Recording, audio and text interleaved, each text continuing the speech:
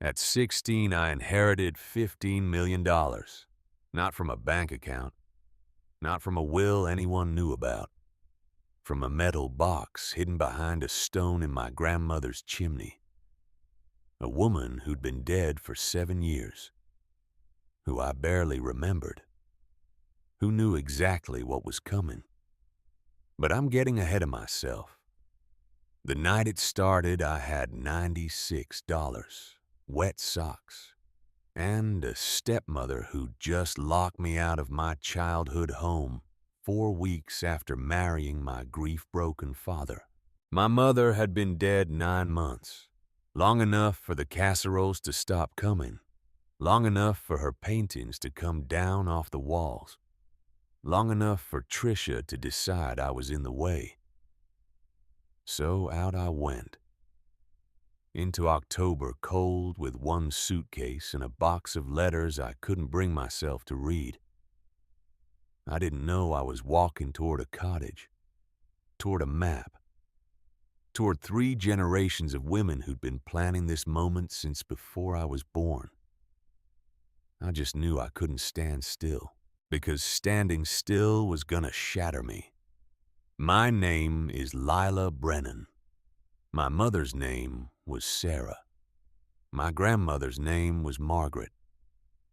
And they were about to teach me that dead women can still fight back. Standing in the grass. The suitcase hit the wet grass before I did. I stood there on the porch, socks soaked through, October wind cutting straight through my mother's old barn jacket, the one that still smelled like her. Lavender soap and something else. Something I couldn't name. Something that was just Mom. Tricia stood behind the screen door, arms crossed. That look on her face, the one she wore when she'd made a decision and didn't want to be argued with. Thin lips pressed together, eyes flat, cold. My father stood behind her, one hand on the doorframe, eyes on the floor. He wouldn't look at me. He hadn't looked at me in weeks, maybe longer. Maybe since the funeral when he'd stood at the graveside and Tricia had stood beside him with her hand on his arm, comforting him, supporting him, already there, already in place. Girls like you always land on their feet, Tricia said, like she was talking about a cat, some feral thing that didn't need protecting. That would be fine. That would figure it out. I didn't say anything. What was there to say? You'll be better off, she added. And I heard it then, the relief in her voice, like she'd been waiting for this moment, planning it. The lock clicked. Not slammed. Clicked. Quiet. Deliberate. Final. The porch light went out above me. Program timer. 7:30. Like always. Like nothing had changed. Except everything had changed. My mother had been dead for 9 months and 2 weeks. I'd counted every day. Every morning waking up and remembering all over again. That hollow punch to the chest. She's gone. She's still gone. She'll always be gone. Tricia had married my father 4 weeks after we buried Mom. 4 weeks. I'd come home from school and there'd been a man in a suit in our living room. A justice of the peace, and Tricia in a cream-colored dress that definitely wasn't black. It's just paperwork, Dad had said. Your mother would want me to be happy. Would she? Would she really? I stood in the grass now with one garbage bag of clothes, a shoebox of letters, and $96 in my coat pocket from babysitting the Hendricks twins. I didn't cry. I know that's what you'd expect. The motherless girl, cast out, crying in the rain. Except it wasn't raining, and I was all cried out. Grief does that, empties you, scoops out everything soft and leaves you hollow. A shell, going through motions. I picked up the suitcase, started walking down the gravel drive. My socks squelched, cold water seeping between my toes. I should have put on shoes. Should have grabbed them when Tricia started yelling. But I hadn't thought, hadn't planned, hadn't seen this coming. Even though I should have. The signs had been there. Mom's rocking chair on the curb last Tuesday with a free sign taped to it. Her books in boxes in the garage. Her paintings gone from the hallway walls. Replaced with Tricia's things. Tricia's photos. Tricia's life erasing Mom's like she'd never existed. And Dad had let it happen. Dad had helped it happen. Carrying boxes. Nodding when Tricia said things like fresh start and moving forward. Like Mom was something to move forward from. Some obstacle. Some problem solved. The map. I reached the end of the driveway. Stood at the edge of the county road. Left or right. Left led to town. 4 miles. The Greyhound station. The only bus out of here. Right led to the Hendricks farm. Maybe Mrs. Hendricks would let me sleep in their guest room. Maybe she'd call social services. Maybe I'd end up in foster care. 16 wasn't old enough to be on my own. Not legally, but it was old enough to know when you weren't wanted.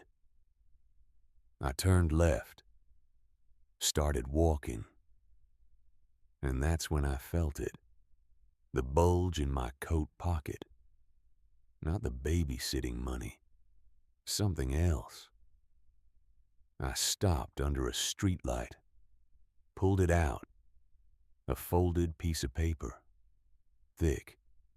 Old. The creases soft like fabric. I didn't remember putting it there. Didn't remember seeing it before. I unfolded it carefully. The paper was yellowed. The ink faded but still visible. A hand-drawn map. Roads sketched in pencil. A small square at the end of a long line. Words written in handwriting I recognized. My mother's handwriting. Mill Run Road. The square marked clearly. And underneath, 2 words underlined twice. Grandma's place. My hands started shaking. Mom had drawn this. Before she died. Before the cancer took her voice and her strength and everything that made her her. She'd drawn this and somehow it had ended up in this jacket pocket. The jacket I'd grabbed on my way out the door tonight. Because it was the only thing of hers Tricia hadn't thrown away yet. I looked closer at the map. Tried to orient myself. Mill Run Road. I knew that name. Vaguely. Some back road out past the valley. Past the last farmhouse. Out where nobody lived anymore. Grandma's place. My grandmother. Margaret Brennan. Maggie to people who knew her. Who died when I was 9. Who I barely remembered. Just flashes. Her hands kneading bread dough. Her voice singing something. Old hymns, maybe. Her funeral, a small country cemetery, a handful of people, an old man in a work jacket who'd shaken Mom's hand and said something I couldn't hear. After she died, Mom had shut down the cottage, boarded it up, never went back. Too many memories, she'd said. And that was that. I'd forgotten about it. The cottage, Grandma Maggie, all of it buried under the weight of Mom's sickness and death and everything after. But Mom hadn't forgotten. She'd left me this map. If you're ever in trouble, if you need somewhere to go. Her voice in my head, clear as anything. From when exactly I couldn't remember. Some conversation, some moment. If you're ever in trouble, you go to Grandma's place. I folded the map carefully, put it back in my pocket. 4 miles to the bus station. I had $96, enough for a ticket somewhere. But where? Grandma's place. Okay, Mom. Okay. I started walking. The Greyhound Station. The Greyhound Station was a concrete box with fluorescent lights and plastic chairs. 3 other people waiting. A woman with a sleeping baby. An old man with a duffel bag. A teenage boy with headphones.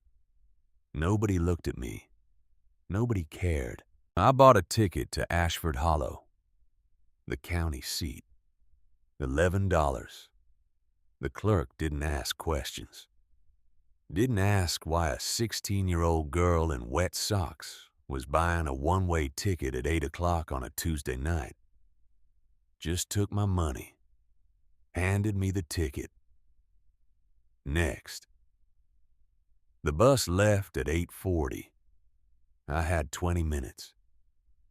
I sat in one of the plastic chairs, put the suitcase between my feet, the shoebox in my lap, letters, Mom's letters. She'd written them in the hospital, those last weeks when she was too weak to do much else. Propped up on pillows, legal pad balanced on her knees, writing, always writing, to her college roommate, to an aunt in Oregon, to her hairdresser, to me. 11 letters for me, sealed in envelopes with my name on them. I'd read 3, the week after she died. Then I'd stopped, because reading them meant hearing her voice, and hearing her voice meant remembering she was gone. And remembering she was gone meant, I don't know, breaking. Probably breaking. I stared at the shoebox now. 11 envelopes, some thick, some thin. My hand moved toward them, stopped. Not yet. Not here. Not in this fluorescent bus station with strangers watching. I pulled out my phone instead. Battery at 15%, no charger. Of course. I opened the Maps app, typed in Mill Run Road. It found it. A thin gray line. East of here. Out past Ashford Hollow. Into valley country. The nearest town listed was Ashford Hollow. Population 461. I zoomed in. The road ended. Just stopped. Nothing marked beyond it. Grandma's cottage. Out where the map gave up. The intercom crackled. Bus to Ashford Hollow. Departures gate 2. I grabbed the suitcase, the shoebox, headed for the door. And that's when I felt it again. That bulge in my pocket. Not the map this time. Something else. I stopped, reached in, pulled out. A USB drive. Small. Black. The kind you get free at conferences. I stared at it. I'd never seen this before. Ever. It hadn't been in this pocket when I grabbed the jacket. I was sure of that. Pretty sure. Unless it had been there all along. Sewn into the lining, maybe. Hidden. The bus driver honked. You coming or not? I shoved the USB drive back in my pocket. Climbed aboard. Mom's video. Found a seat in the back. Window seat. Nobody next to me. The bus pulled out. Diesel rumble. Yellow lights streaming past. I pulled out the USB drive again. Turned it over in my hands. No label. No markings. Just black plastic. There was a laptop. In my backpack. Old. Barely worked. But it had a USB port. I pulled it out. Booted it up. Took 3 minutes and the battery warning was already flashing. I plugged in the drive. One folder. One file inside. Video. MOV format. Dated. 14 months ago. Right before Mom got sick. My finger hovered over the trackpad. Click it. Don't click it. What if it was nothing? What if it was everything? I clicked. The screen went black. Then, Mom's face. She was sitting in her studio. The one in the basement. Morning light coming through the high window. Her easel behind her. She looked tired, thin, but not sick yet. Not dying yet. Just Mom. Emma, she said. Then she stopped, shook her head. No, wait. If you're watching this, your name is Lila now. That's what we decided. Lila. My stomach dropped. What? Lila. Sweetheart. Mom's voice cracked. If you're watching this, I'm gone. And Trisha has shown her true colors. She took a breath, steadied herself. I'm so sorry I didn't protect you better. I saw the emails. 6 months before I got sick, I saw them. Emails. What emails? Mom continued. Trisha and your father. Planning. I didn't tell him I knew. I thought I could handle it. I thought I could keep you both safe. Her eyes filled. I was wrong. The video shook. Mom adjusting the camera. Listen to me carefully. Trisha didn't marry your father because she loved him. She married him for Grandma Maggie's cottage. For the land. There's something there. Something valuable. My heart was pounding now. I don't know what exactly. Grandma wouldn't tell me. She just said, it's the truth about this valley, and the people who want to lie to get it. Mom wiped her eyes. I was too afraid to open Grandma's estate, too afraid to deal with lawyers and paperwork, and I was drowning. After she died, I couldn't. She leaned toward the camera. But you're braver than me. I know you are. So listen. Go to the cottage, behind the chimney, 6 stones up. 3 stones in. Pull them straight toward you. She held up her hand, demonstrated. Pulling motion. There's a vault, metal box. Everything you need is inside. A sound off camera. Mom's head turned. I have to go. Your father's home. Lila. Sweetheart. I love you. I love you. I love you. Her hand reached toward the camera. The screen went black. The video ended. I sat there. Bus rumbling beneath me. Screen dark. Mom knew. She knew about Tricia, about the plan, about the cottage.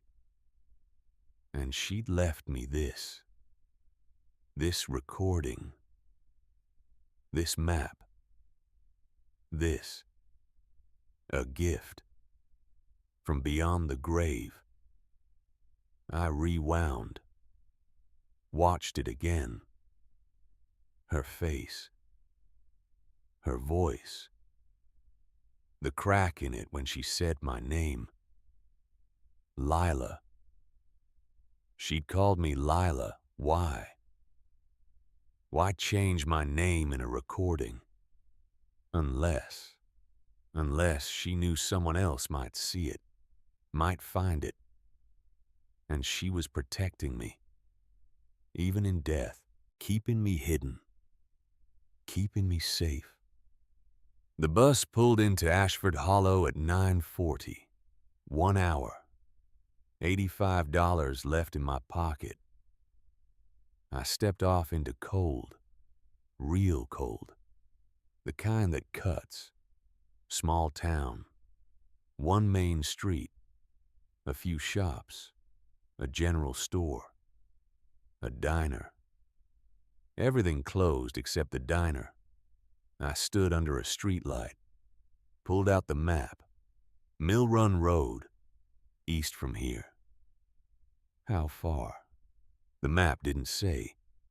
I started walking, east, following the road out of town. And 9 miles later, 9 miles in wet socks in October cold, I found it. Arrival at the cottage. The sign was handmade. Weathered wood.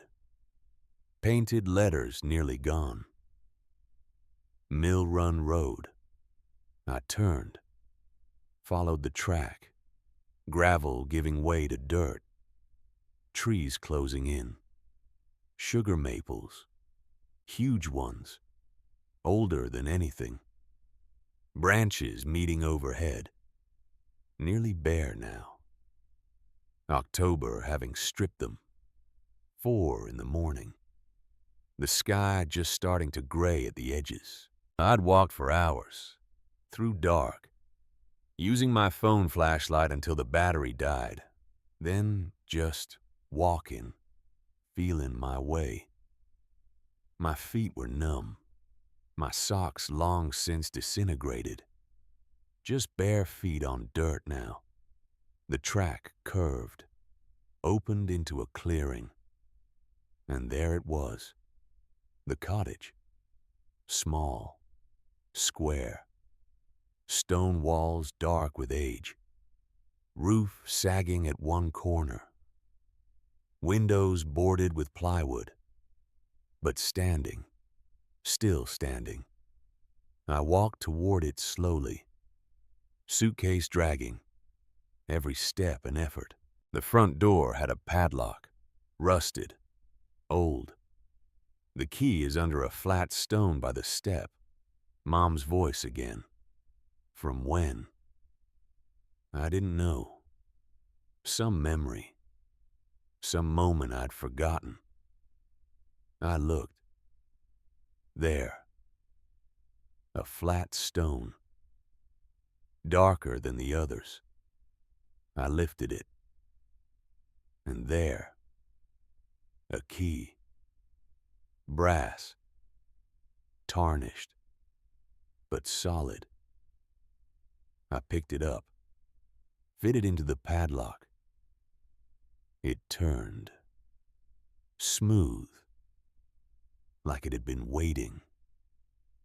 The lock fell open. I pushed the door. Hinges groaned, loud in the pre-dawn quiet. The smell hit me first. Cold stone, old wood smoke, and something else. Lavender. Faint. So faint I almost thought I imagined it. But no.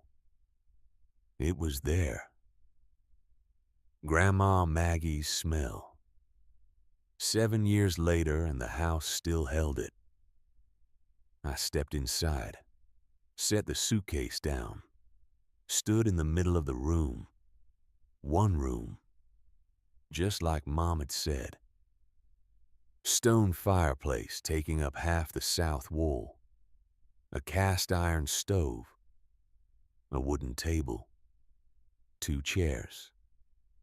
A ladder leading up to a loft. I could just make out a bed up there. Covered in blankets. Everything covered in dust. But intact. Preserved. Like a museum. Like time had stopped the day Grandma died and never started again. I walked to the fireplace, ran my hand along the mantel. Dust came away on my fingers, but underneath, smooth wood, solid. My legs gave out, just stopped working. I sat down right there on the hearth stones, cold seeping through my jeans. And for the first time since Tricia locked that door, for the first time since I started walking, I cried. Not pretty crying, not quiet crying, ugly crying, sobbing. The kind that comes from somewhere deep and doesn't stop. I cried for Mom, for Grandma, for Dad who'd let me go without a fight. I cried for myself, 16 and alone and so tired. I cried until there was nothing left, until I was empty again. Then I pulled off my destroyed socks, climbed the ladder to the loft. The bed was exactly as I'd seen it from below. 3 wool blankets, faded, smelling like cedar. I crawled under them, still wearing Mom's jacket, pulled it tight around me, and I slept, deep, dreamless, the sleep of the dead. First morning I woke to daylight streaming through gaps in the boards over the loft window. For a second I didn't know where I was. Then it all came back. The cottage. Grandma's cottage. I sat up, every muscle screaming. My feet. Oh God, my feet. I looked down, blistered, bloody, swollen. 9 miles. I'd walked 9 miles barefoot in the dark. Stupid. So stupid. But I was here. I'd made it. I climbed down the ladder, slowly. Each rung agony. The main room looked different in daylight. Less museum, more lived in. A hand pump over a stone sink in the corner. I walked over, tried it. Nothing. I pumped harder. The handle groaning, rusty. Nothing. Nothing. Then, a cough. A sputter, brown water. Then clear. I pumped until it ran steady. Cold, iron tasting. I cupped my hands, drank. It was the best water I'd ever tasted. I found a cloth, soaked it, cleaned my feet as best I could. They looked worse in daylight. I needed bandages, antiseptic, food. I went back to my suitcase, opened it. One change of clothes, a sweatshirt, underwear, a hairbrush. The garbage bag Tricia had thrown at me. That's what I'd grabbed. Random things. But at the bottom, wrapped in the sweatshirt, a jar of peanut butter, a box of crackers. I must have grabbed them. In the chaos. Some survival instinct. Thank God. I sat at the wooden table, ate peanut butter straight from the jar with a cracker. It was the best meal I'd ever had. The shoebox sat next to me. Mom's letters. I'd brought them. Of course I'd brought them. But I still couldn't. Not yet. Instead, I explored. The cottage wasn't big. One room, the loft. That was it. But there were things. Grandma's things. A rocking chair in the corner. A bookshelf. Books spine-worn. Well-loved. A chest against one wall. I opened it. Quilts. Hand-stitched. Beautiful. And at the bottom, a Bible. I lifted it out. Heavy. Leather-bound. Old. I opened it. The pages were thin, delicate, marked throughout with underlines, notes in the margins, Grandma's handwriting. I recognized it somehow. Small, neat, certain. A piece of paper fell out, folded. I picked it up. A bookmark. Proverbs 31. I opened to that page. The passage was underlined. She considers a field and buys it. From her earnings, she plants a vineyard. And in the margin, in Grandma's hand, not for profit, for protection, for her. Her. Who was her? Me. Was I her? I stared at those words. Not for profit. For protection. Protection from what? I looked around the cottage again. This small stone house. What was worth protecting? Behind the chimney. 6 stones up, 3 in. Mom's words from the video. The vault. I stood. Walked to the fireplace. The chimney was massive. Field stone. Floor to ceiling. Built to last. I walked around it. To the back. The outside wall. 6 stones up from the ground. I counted. 1, 2, 3, 4, 5, 6. 3 stones in from the corner. I counted again. There.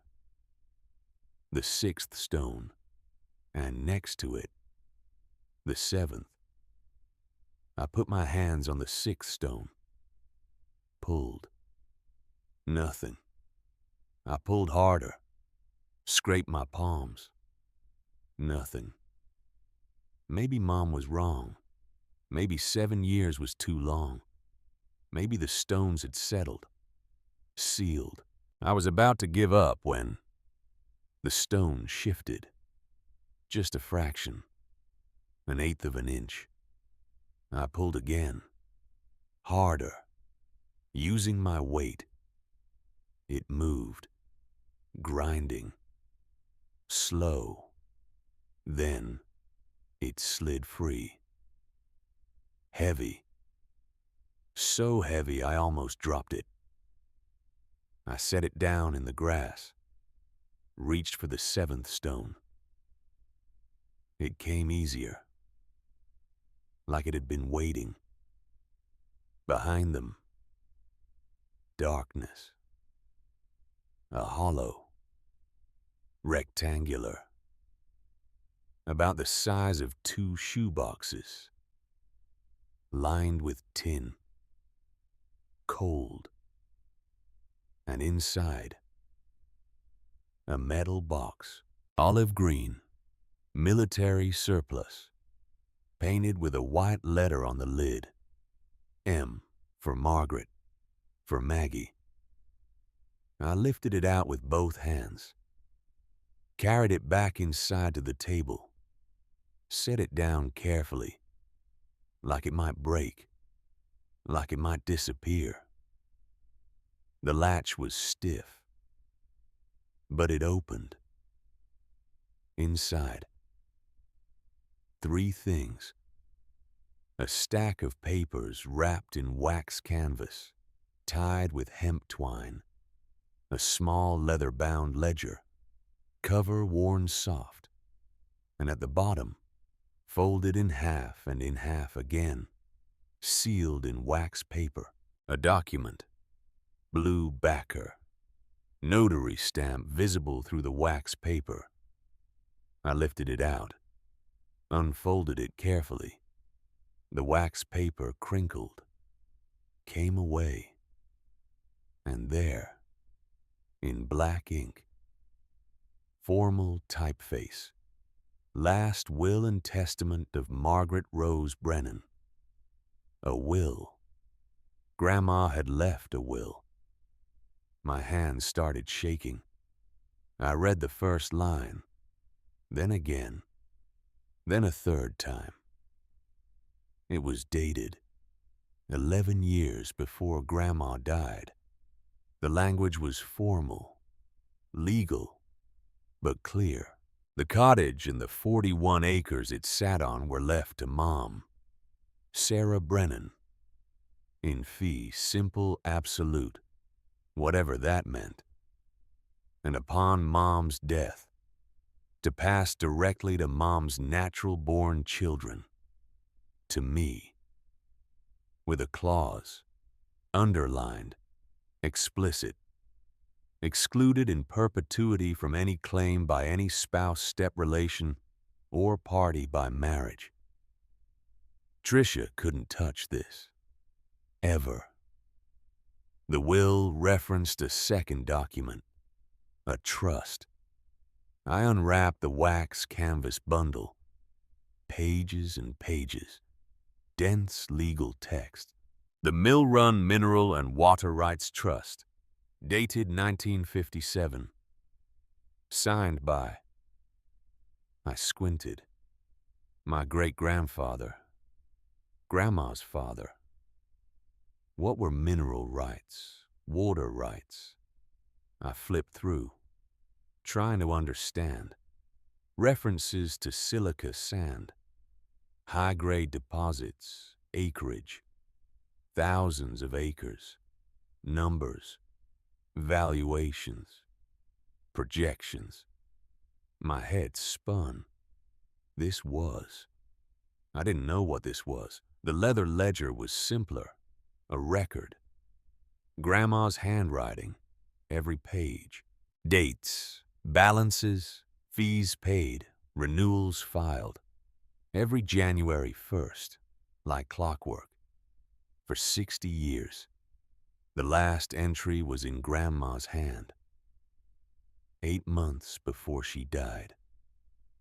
To be told when of age. Tell no one else. The valley will come for this when they realize. Keep it until she can hold it. I sat back in the chair, stared at the papers spread across the table. A will no one knew existed. A trust from 1957. Mineral rights, water rights. The valley will come for this. Who was coming? What did they want? And why had Grandma hidden this for me? A granddaughter she barely knew. A sound outside. A car. I froze. The engine cut. A door slammed. Footsteps on the gravel. A knock at the door. 3 times. Hard. I shoved the papers back in the box, closed it, shoved it under the table. Another knock. Harder. Miss Brennan, I know you're in there. I need you to open the door, please. A man's voice, official sounding. I walked to the door, opened it a crack. The countdown begins. A man in a tie. 45 maybe. Thinning hair. Folder under his arm. County plates on his car. Lila Brennan, he said. Not a question. I didn't answer. I'm Don Vickery, County Assessor's Office. I'm gonna need you to step outside, please. Why? Because this property is currently in probate dispute, and there's some question as to whether you have the legal right to be here. He said it like he was reading from a form, like it wasn't personal, but I saw his eyes going past me, into the cottage, to the box under the table, to my suitcase by the door. I saw something move in his face, something that wasn't on any form. He looked, for half a second, like a man doing a job he didn't want to do. I stepped outside, closed the door behind me, stood on the stone step Grandma's grandfather had laid, stones he'd pulled from the creek with horses. And I listened. Don Vickery opened his folder, pulled out papers, clipped together. Official letterhead. According to paperwork filed 2 weeks ago, the Margaret Brennan estate is being opened for review. 2 weeks ago, right after Tricia married Dad. Of course. The cottage you're standing in front of is scheduled to be sold. Tax auction. 41 days from now. 41 days. I felt the number land. Heavy. Final. My grandmother left this place to my mother. I said, your mother is deceased. Then it's mine. He looked at me. That thing in his face again. The thing that wasn't scripted. Miss Brennan, I'm not supposed to tell you this. He glanced at his car, like someone might be watching, listening. There's no will on file at the county clerk's office. There never was. That's not possible. Your mother never opened probate. The cottage has been sitting in legal limbo for 7 years. 7 years since Grandma died. Mom, why didn't you file? Why didn't you? Too afraid, too grieved, too drowning. Her voice from the video. I was a coward about it. Your stepmother's attorney filed an affidavit, Don continued, stating that Margaret Brennan died intestate, without a will. Intestate. I knew that word.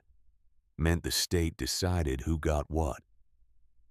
They're asserting the property should be distributed to next of kin, which, after your mother's passing, is your father, my father. Who signed? What? Your father signed an instrument of sale, There it was. Dad had sold the cottage before I even knew it existed. The buyer, Don paused, looked at his papers like he was reading something he didn't want to read aloud. Is a holding company, registered in Delaware. Moss Bank Land Holdings. Moss Bank. I'd never heard of them. They've been acquiring properties in this valley about 4 years now. Why? Why would a company want this valley? This nothing valley. The valley will come for this when they realize. Grandma's words in the ledger. They realized. I'm sorry, Miss Brennan. You have 41 days. He closed the folder, walked to his car. I stood there, didn't move. 41 days until a tax auction, until strangers bought my grandmother's cottage, my mother's inheritance, my home, the only home I had left. Don's car started. He rolled down the window. Miss Brennan, if I were you, I'd find a lawyer. Then he drove away, dust rising behind his tires. Mom's letter. I went back inside, sat at the table, stared at the metal box. A will, a trust, rights to. Something valuable enough that a company from Delaware wanted it. Find a lawyer. With what money? I had $85, no phone, dead battery, no charger, no plan, no help, no, wait. Mom's letters. I pulled the shoebox toward me, opened it. 11 envelopes. I'd read 3. That left 8. I found number 8, the one Mom had mentioned in the video. The important one. I opened it. 3 pages. Dense writing. Lila, my girl. There it was. Lila. She'd been calling me that in her letters, too. Preparing me. Even then. I want you to know some things about your grandmother. Things I was never brave enough to tell you while I was well. Your grandmother was not a simple country woman. She was a woman who understood paper, understood records, understood that in this world, if you don't have a document, you don't have a thing. She taught me that. I didn't listen the way I should have, and I'm paying for it now. There is a box behind the chimney. You've found it by now if you're reading this. Good girl. Inside is everything you need. A will, a trust, proof. But listen carefully. The people who want this land, they don't just want the cottage. They want what's underneath. Your great-grandfather registered mineral rights in 1957. Silica sand. High grade, the kind used for glass, for semiconductors, for fiber optics. The seam under this valley is one of the largest deposits east of the Mississippi. I stopped reading. Read that line again. One of the largest deposits. Worth. How much? I kept reading. Grandma wouldn't tell me the exact value. She said knowing would make me a target. But she said this, the company that finds out, they'll come. They'll lie. They'll manipulate. They'll marry into families if they have to. Oh, God. Trisha worked for them. for Moss Bank. Mom knew. She'd known for how long? I read on. If you're reading this, I'm gone. And Trisha has made her move. I'm sorry I couldn't protect you better. But Grandma did. She protected all of us. Behind the chimney. 6 stones up, 3 in. You know this now. Take the will. Take the trust. Find William Thorne. A name. Finally, a name. He's a lawyer. In the county seat. 80 years old now. He helped Grandma draft the will. He's the only one who knows it exists besides me. If anyone can help you, it's him. Tell him Margaret sent you. He'll understand. I love you. I love you. I love you. Mama. I folded the letter. Put it back, carefully. William Thorne, county seat. 80 years old. If he was still alive, big if. I needed to get to the county seat. How far was it? I had no phone, no car, no way to. A knock at the door. I jumped, heart hammering. Not Don Vickery again. Please not. I opened the door. Thomas Keene, an old man, stood there. 65 maybe. Flannel shirt, work jacket. Face that had lived outside his whole life. You're Sarah's girl, he said. Not a question. Yes, sir. He nodded slowly. Didn't smile. But something in his face softened. Thomas Keene. I run the farm half a mile back. Sugar maples end where my land starts. He gestured vaguely behind him. I saw the smoke from your chimney yesterday. Figured someone was here. I hadn't lit a fire. Then I remembered, when I'd first arrived, the smell of old smoke. Haven't lit one yet, I said. You will. Gets cold at night. October heading to November. We stood there. Him on the step, me in the doorway. Your grandmother was a friend of mine, he said finally. 40-some years. Carried her casket when the time came. The old man at her funeral. The one who'd spoken to Mom. You're the one who said she was the last honest person you knew. His eyebrows went up. You remember that. You were what? 9. I remember. He studied me, taking in my bruised feet, my wrinkled clothes, my probably wild hair. You in trouble, child. Not a question. A statement. I didn't answer, didn't know how to answer. No. Your grandmother told me something. Long time ago. She said if a girl ever showed up here, if Sarah's girl ever showed up, I was to help her. My throat tightened. She said that. Before I was born. She did. Said it more than once. Like she knew. Like she could see it coming.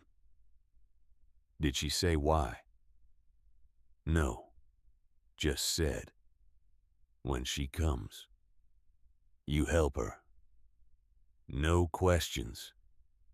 He reached into his jacket pocket, pulled out a set of keys.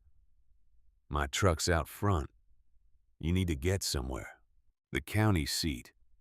I need to find a lawyer. William Thorne. Thomas's face did something. Surprise, maybe. Or recognition. William Thorne. Haven't heard that name in a while. He's still practicing. I don't know. I hope so. Well then, let's go find out. Just like that. No questions. Just, let's go. I grabbed Mom's jacket, the metal box, locked the cottage behind me. Thomas's truck was older than I was. Faded blue, primer spots. But it started. We drove in silence for the first 10 miles. Trees flashing past, valley opening up. Finally, Thomas spoke. Your grandmother ever tell you about this valley? No, sir. I barely knew her. She loved this place. Not the sentimental way, the fierce way. Like a mama bear. He shifted gears. The truck, groaning. People been trying to take pieces of this valley long as I can remember. Developers, mining companies, now it's these land-holding outfits. Moss Bank. They've been buying up farms, last 4 years, offering double market value. Triple. Some folks took the money, moved away. Can't blame them. Why do they want it? Thomas glanced at me. You really don't know. I know there's silica sand. Under the valley, my mom's letter said. Silica sand, yeah. That's the nice way to say it. What they really want is to tear up 2,000 acres. Strip mine it. Turn this whole valley into a pit. 2,000 acres. Destroyed. They can't do that, can they? They can if they own the mineral rights, and they've been trying to acquire those rights for years. Problem is, someone already owns them. He looked at me. Your grandmother. My grandmother, who died 7 years ago. And now you, Thomas said. Me. We drove the rest of the way in silence. William Thorne's office. The county seat was bigger than Ashford Hollow. Still small, but real buildings. A courthouse, offices. Thomas parked in front of a brick building. 2 stories, old, solid. This is it. William's office used to be 2nd floor, if he's still around. I got out, clutched the metal box. You want me to come in? Thomas asked. No, thank you. I need to do this part. He nodded. I'll be here. Take your time. The door had a frosted glass panel, gold lettering, half worn away. William Thorne, attorney at law. I pushed it open. A narrow staircase, worn carpet, dust motes in afternoon light. I climbed, each step creaking. At the top, a door. Also frosted glass, same gold lettering. I knocked. Silence. I knocked again. Come in. A woman's voice, older. I opened the door. A small waiting room. 2 chairs. A rubber plant in the corner. A desk. A woman behind it. 75 maybe. Reading glasses, cardigan. She looked up, saw me, and her face changed, like she'd seen a ghost. You're Sarah's daughter, she said. How did everyone know? Was I that obvious? Yes, ma'am. He's been expecting you. My heart jumped. He has.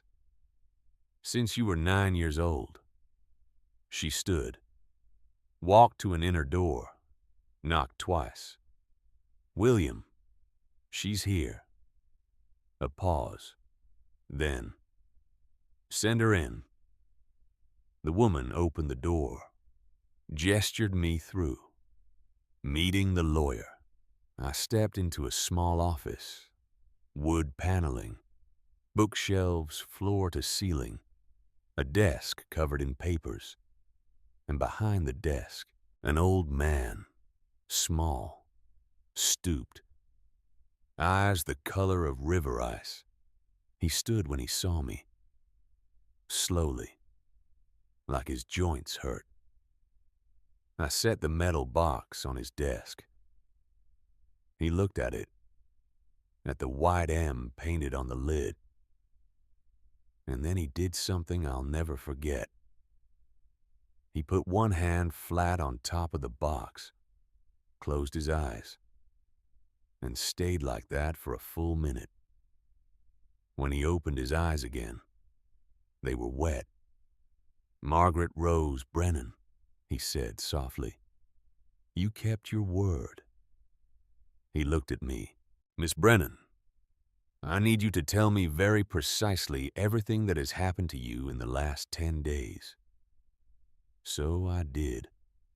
The porch, the socks, the lock clicking, the bus, the walk, the cottage, the vault, the will, Don Vickery, the 41 days, the tax auction, Moss Bank. He took notes on a yellow legal pad, didn't interrupt. When I got to the part about the tax auction, his pen stopped moving. 41 days, he repeated. Yes, sir. He set the pen down, folded his hands. Miss Brennan, the document you've brought to this office, this will, if it's properly executed. And I helped Margaret draft it, so I know it is. It's going to do a great many things. He paused, making sure I was listening.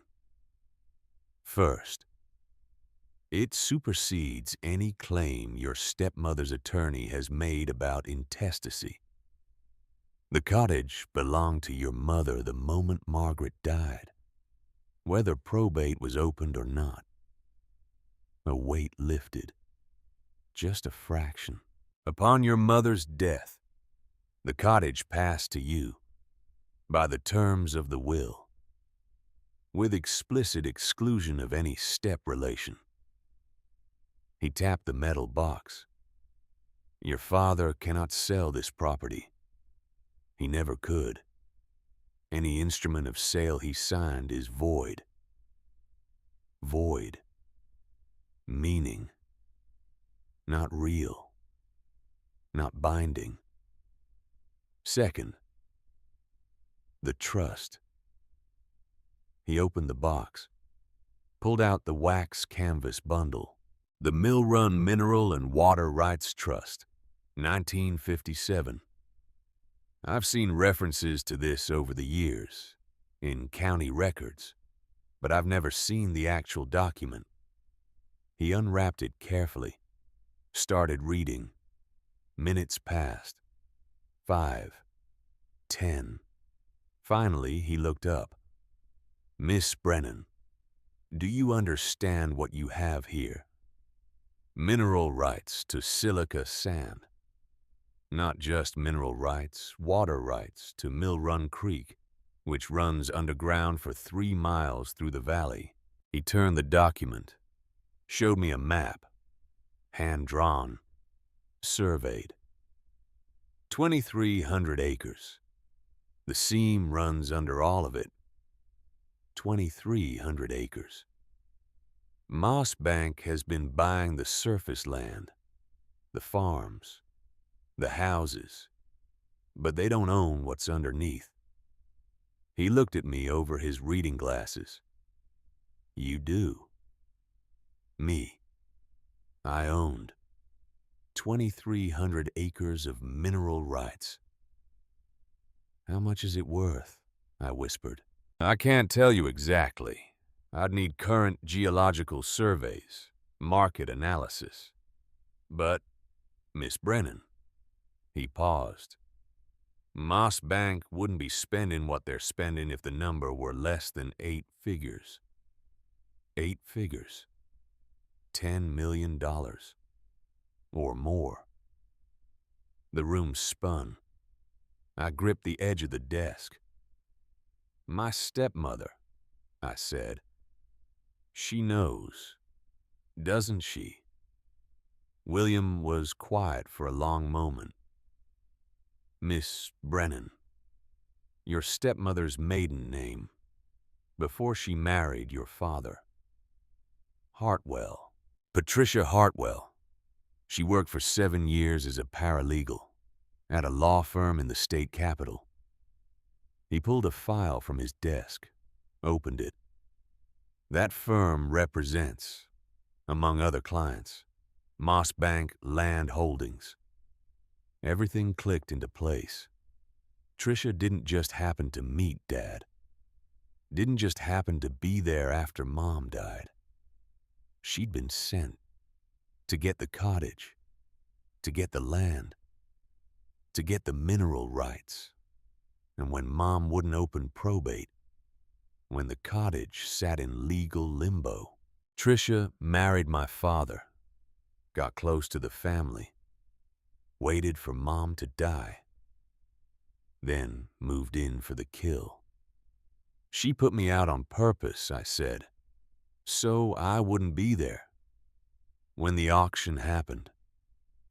Most likely, she thought, with no will on file, with Mom dead, with me out of the picture, Dad would inherit everything, and she'd convince him to sell.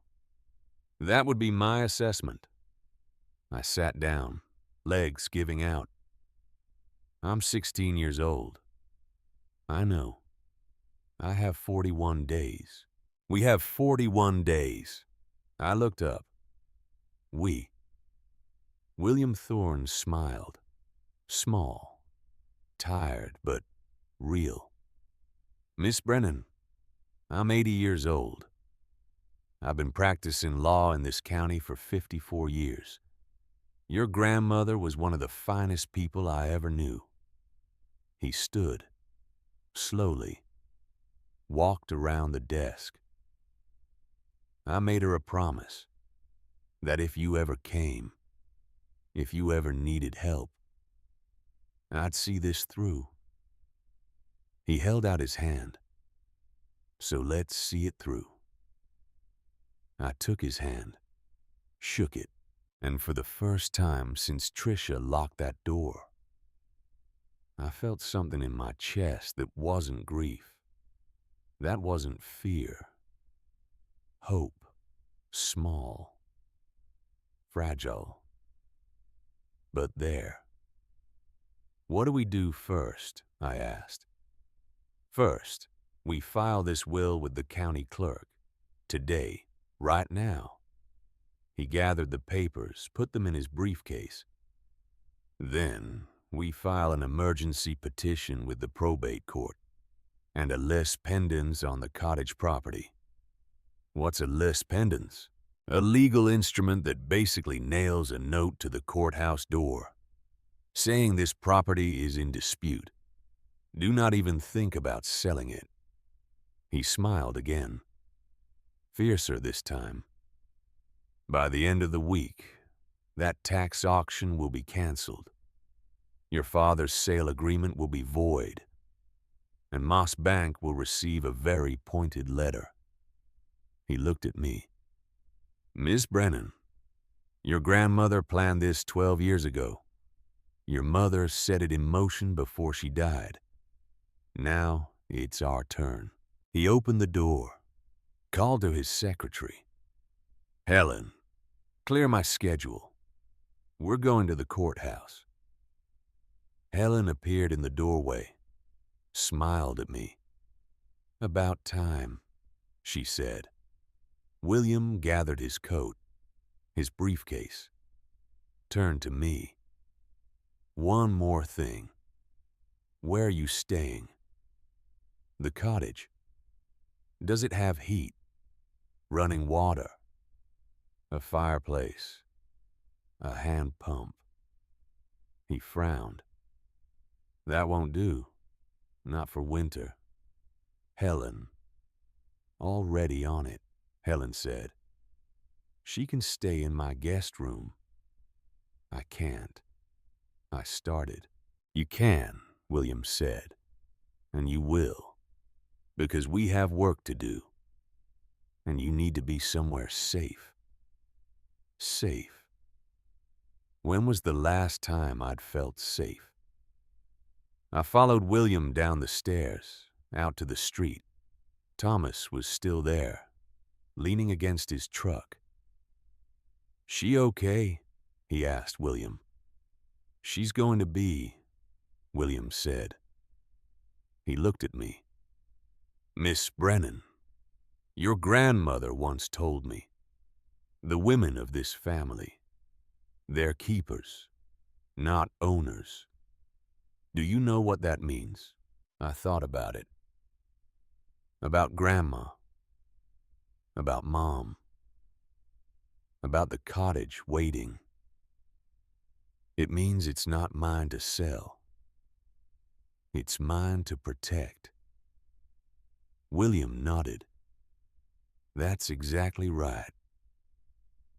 He started toward the courthouse, then stopped, turned back. "Oh.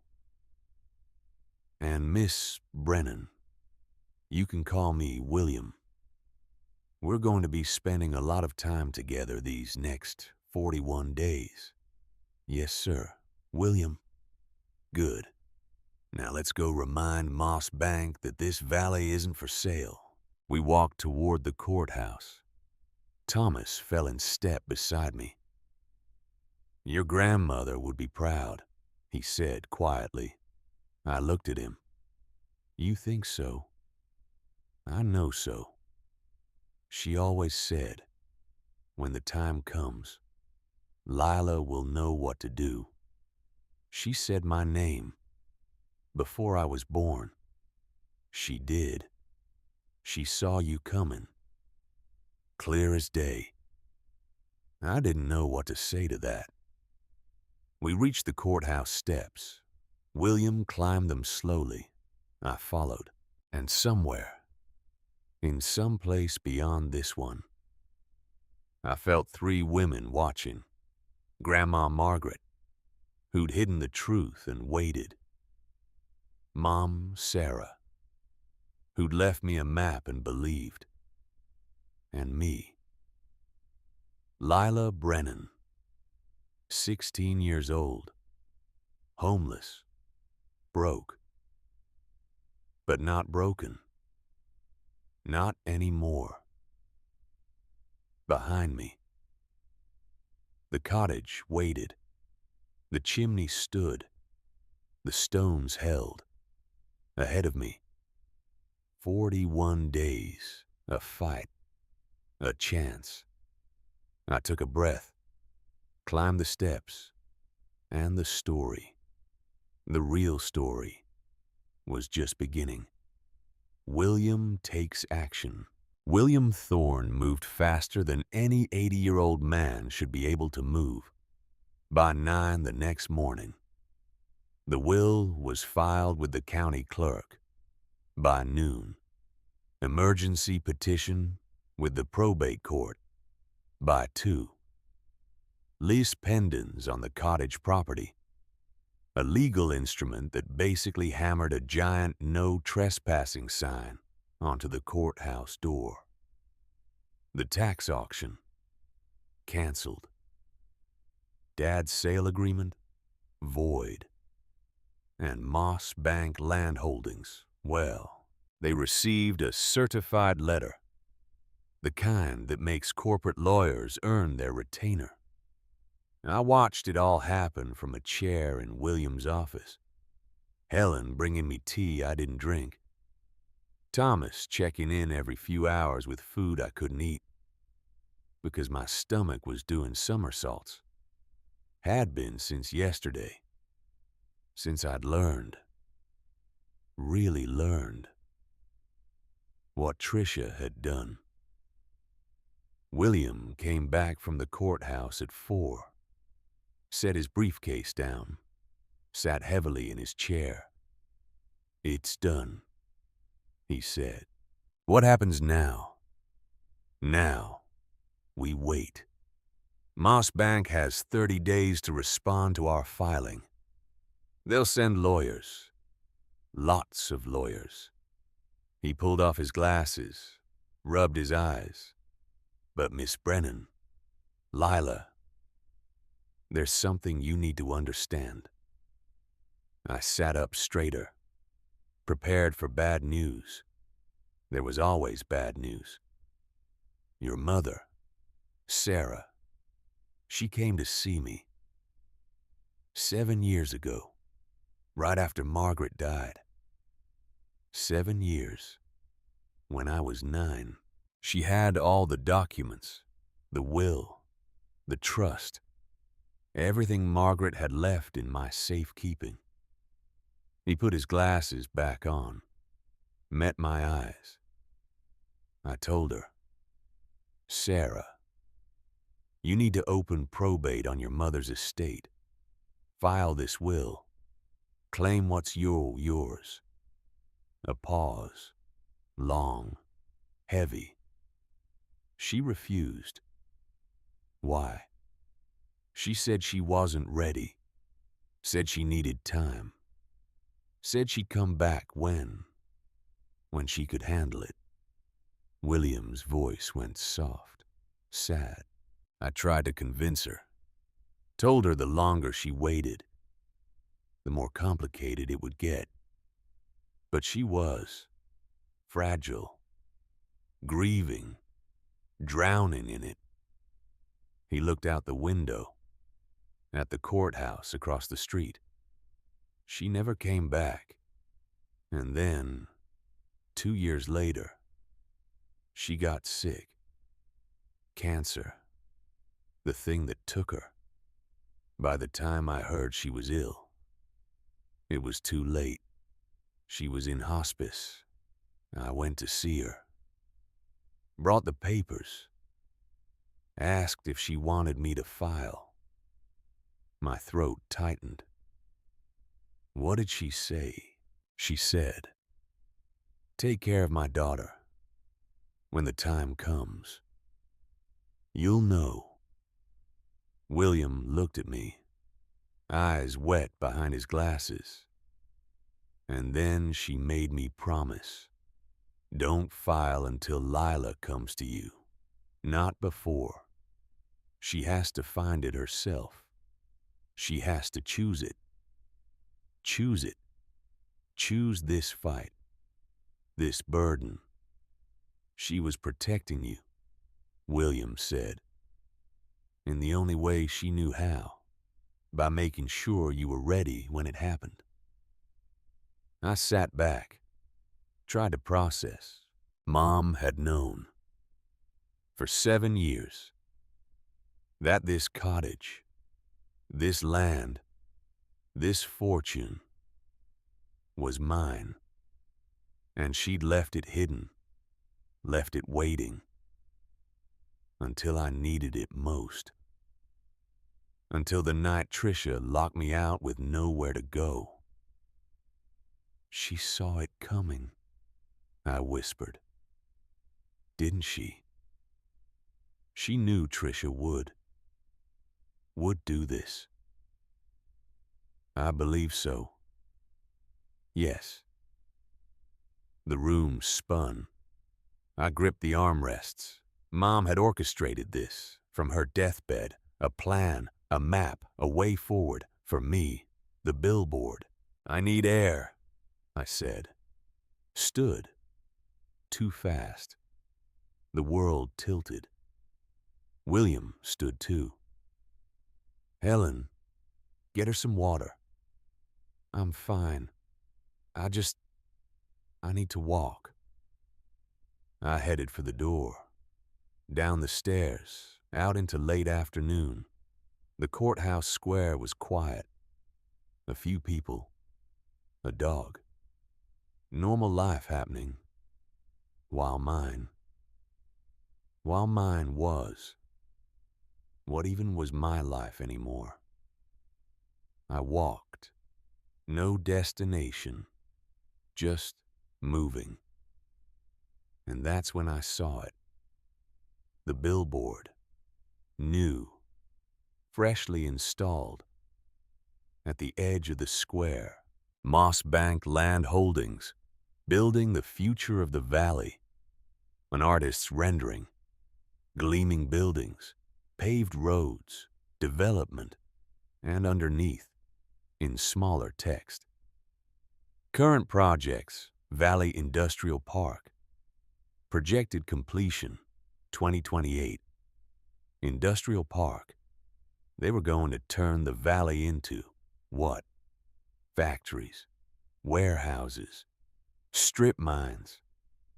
I stared at that billboard, at the fake future it promised, and something hardened in my chest. Something cold, clear. No, not my valley. Not my land. Not on my watch. I turned, walked back to William's office. He was on the phone when I came in, arguing with someone, his voice sharp. "I don't care what your client wants. My client owns the mineral rights. Your extraction plans are. Yes, I'll hold." He looked at me, covered the receiver. "Moss Bank's legal team. They want to negotiate. Tell them no. Lila. Tell them. No negotiation. No extraction. No industrial park. Nothing." William studied me. Then, a small smile. "You're sure?" "I'm sure." He uncovered the receiver. "My client declines your offer. No. There is no counteroffer. Good day." He hung up. Well, that was satisfying. I sat down. What happens now? Now, they escalate. They'll file motions, challenge the will, claim undue influence, improper probate. Every trick in the book. Can they win? No, but they can delay. Tie this up for years. Cost us, cost you. A lot of money in legal fees. Money I didn't have. $85 to my name. William saw my face. I work pro bono for cases I believe in. And I believe in this one.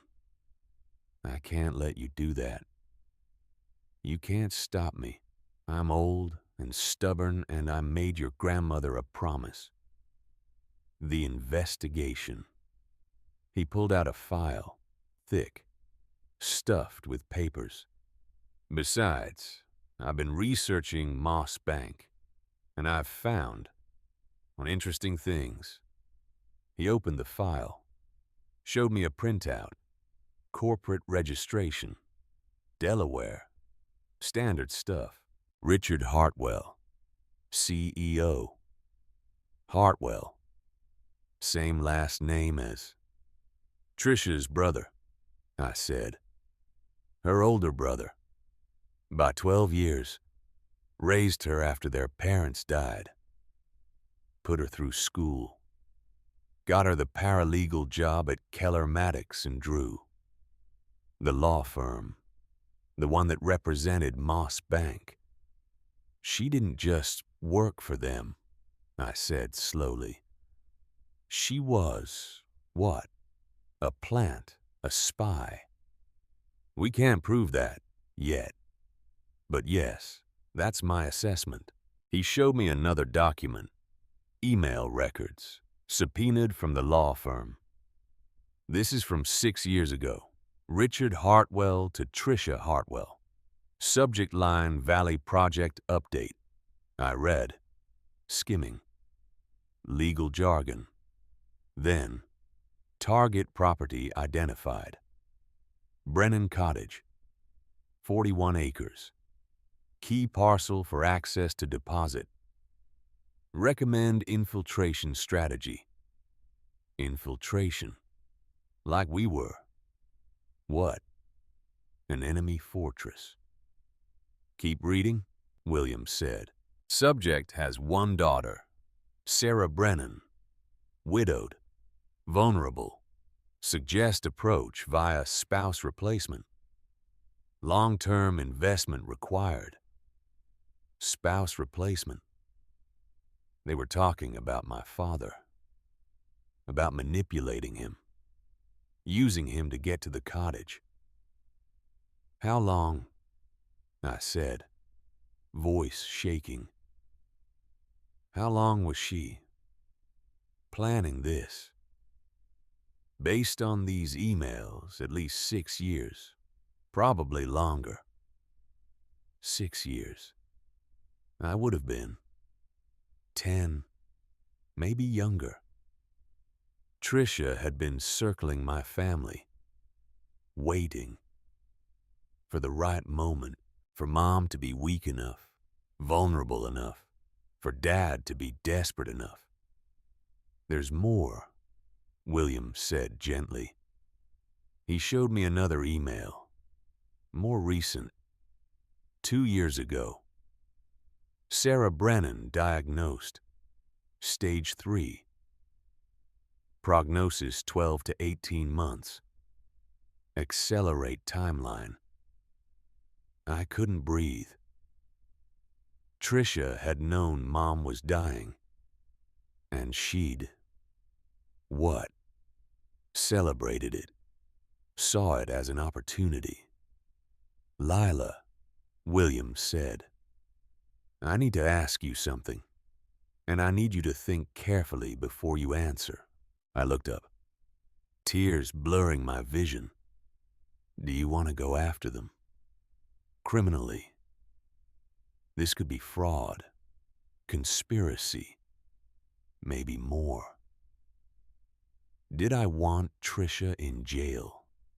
Did I want Richard Hartwell prosecuted? Did I want revenge? I thought about it. About Mom. About Grandma. About what they would want. I want the land protected, I said, finally. I want the valley safe. Everything else, I don't care. William nodded. That's what I thought you'd say. You're more like Margaret than you know. He closed the file. All right. Then we focus on the trust, on the mineral rights, on making sure Moss Bank can never touch this valley. How? We prove, definitively, that you own those rights. We get them validated, recorded, locked down. He stood, walked to his bookshelf, pulled down a thick volume. And then, if Moss Bank wants access, they negotiate with you on your terms for a price you set. I don't want their money. Then you say no, and the silica stays in the ground. Forever. Forever. The word hung there. Could I do that? Could I sit on $15 million, maybe more, and just leave it? I thought about the billboard, the industrial park, the valley torn apart. Yes, I could do that. Okay, I said. Let's prove it. William smiled. That's my girl. Carol's report. The investigation took 3 days. William hired a private investigator, former FBI, woman named Carol with short gray hair and eyes that missed nothing. She dug into Trisha's background, into Richard's, into Moss Bank's corporate structure. And what she found, God, what she found. I sat in William's office, Carol across from me, spreading photos on the desk. Trisha Hartwell, she said. Age 38. Born Patricia Ann Hartwell in Delaware. Parents died when she was 12. Car accident. Brother Richard became her legal guardian. She laid out a photo. Trisha as a teenager. Thin, scared-looking. Richard was 24, recent MBA, working in real estate development. He raised her, put her through community college, got her the paralegal certification. Another photo. Trisha in her 20s, professional headshot, confident now. She worked at Keller Maddox and Drew for 7 years, specialized in land acquisitions, mineral rights, became Richard's go-to person for the Valley Project. The Valley Project, code name for stealing my family's land. 6 years ago, Richard identified the Brennan cottage as essential to the development plan, access point to the silica deposit. He needed someone on the inside. Carol pulled out a timeline, handwritten, detailed. Trisha started attending the same church as your father, volunteered for the same committees, became friends with your mother. My stomach turned. She befriended Mom for 18 months. Before your mother's diagnosis, she was patient, building trust, waiting. Carol showed me more photos, church events, bake sales. Mom and Trisha smiling together. Fake. All of it fake. Then Sarah got sick, and Trisha shifted strategy. She started spending more time with your father, offering help, support, meals. I remembered, sort of, a blur, those last months with Mom. Trisha had been there, bringing casseroles, offering to drive Dad to the hospital, being helpful. Your mother suspected, Carol said. We found emails from Sarah to her college roommate 3 months before she died. She handed me a printout. I'm not crazy, am I? Something about Patricia feels off. The way she looks at David. The way she asks about Mom's cottage. Like she's cataloging, taking inventory. I can't prove anything, but I feel it. She wants something. Mom had known, even then, even dying. She'd seen it. Why didn't she say anything? I whispered. My guess, Carol said. She was trying to protect you and your father. If she confronted Trisha, made it public, it would have destroyed what little stability you had left. So she stayed quiet, watched, waited, and left me a map. There's more, Carol said, about the mineral rights. Moss Bank has been trying to acquire them for a long time. She pulled out geological surveys, going back decades. First survey was done in 1953, identified the silica deposit. Your great-grandfather. He saw the survey results, Registered the mineral rights immediately. Smart man. Grandma's father. Those rights have been held in trust ever since. Maintained. Renewed annually. By Margaret. Then by a bank account she set up before she died. Automatically renewing. Generation after generation. Moss Bank found out about the deposit in, we think, 2018.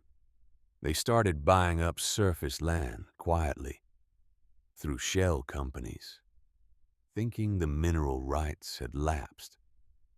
But they hadn't. No. Because Margaret was meticulous every year.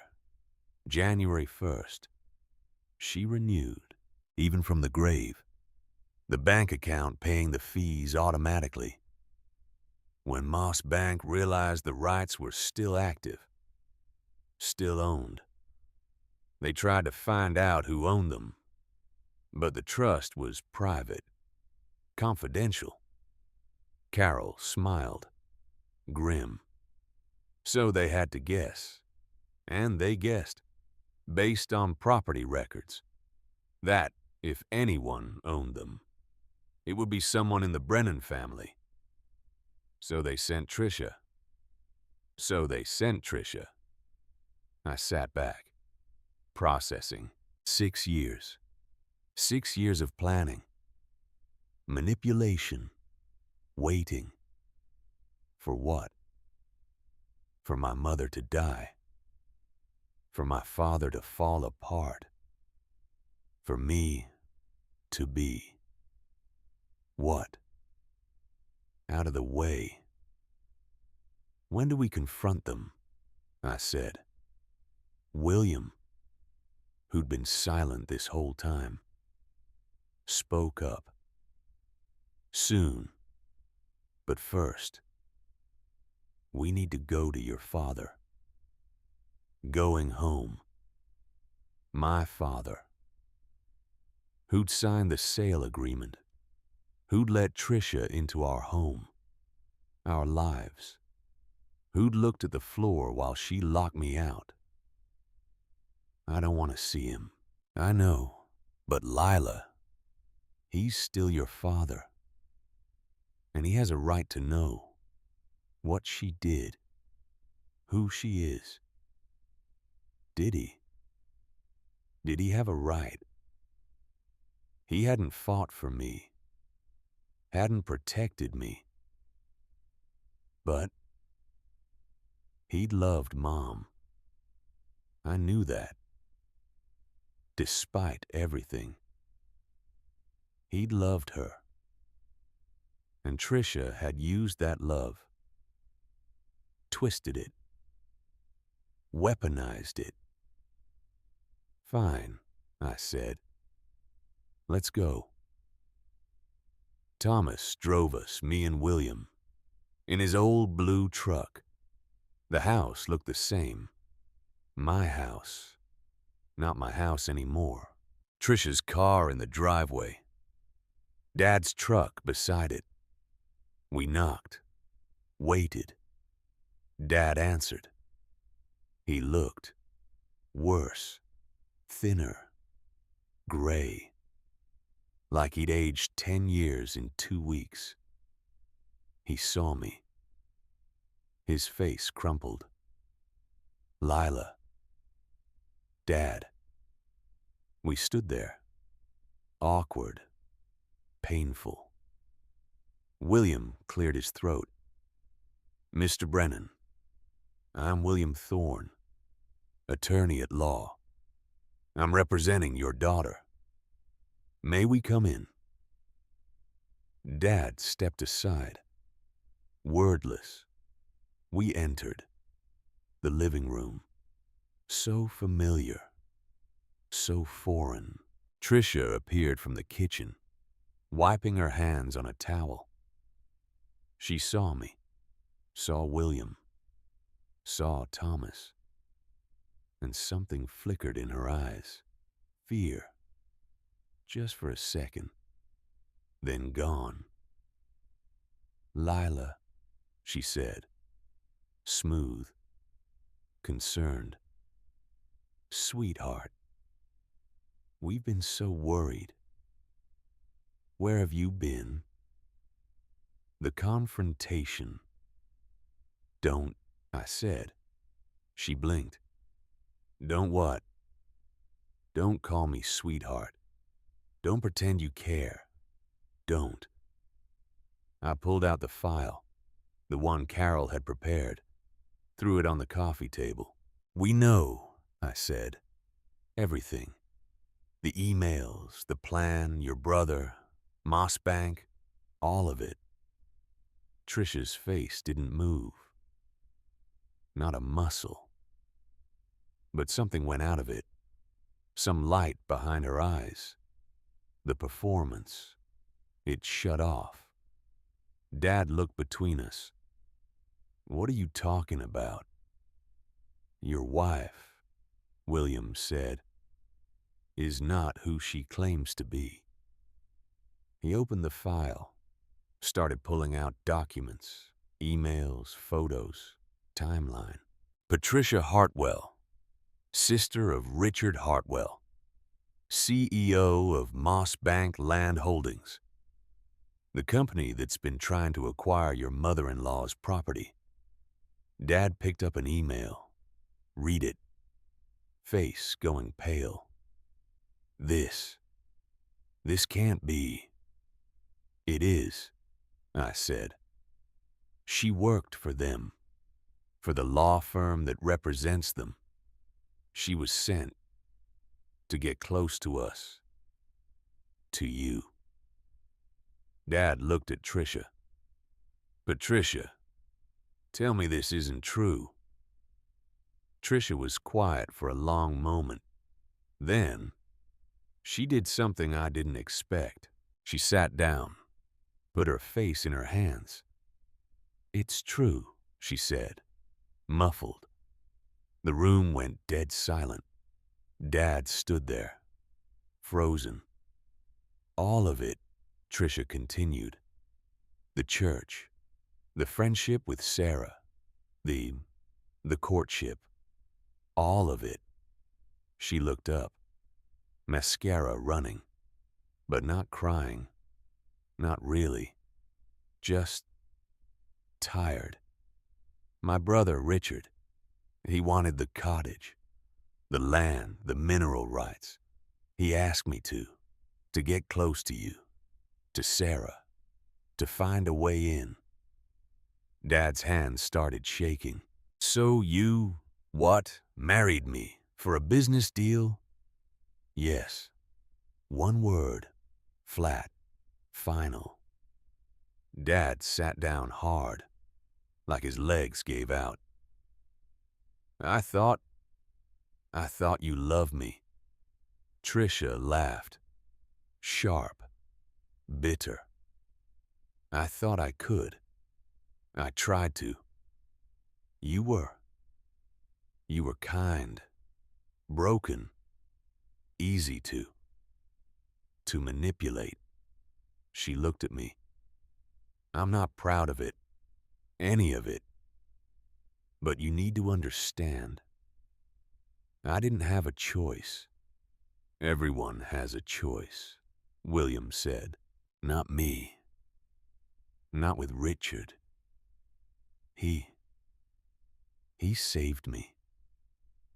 After Mom and Dad died, he gave me a life, a future.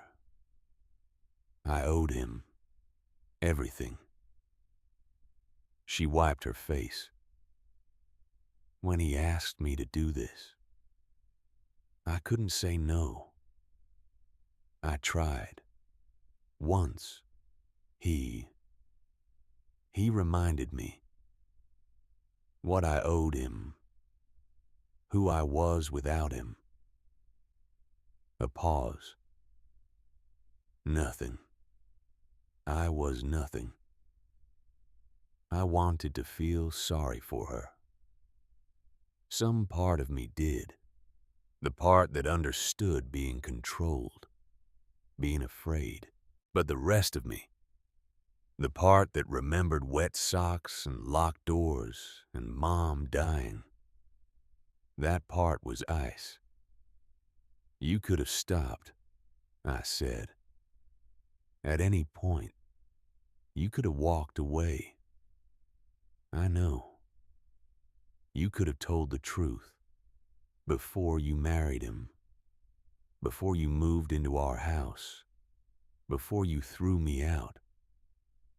I know. The deal. Tricia looked at Dad. I did try to tell you. Once. Remember. 2 months ago. I said, David, are you sure about this marriage? Are you sure about me? Dad's face worked, remembering. You said you were nervous, cold feet.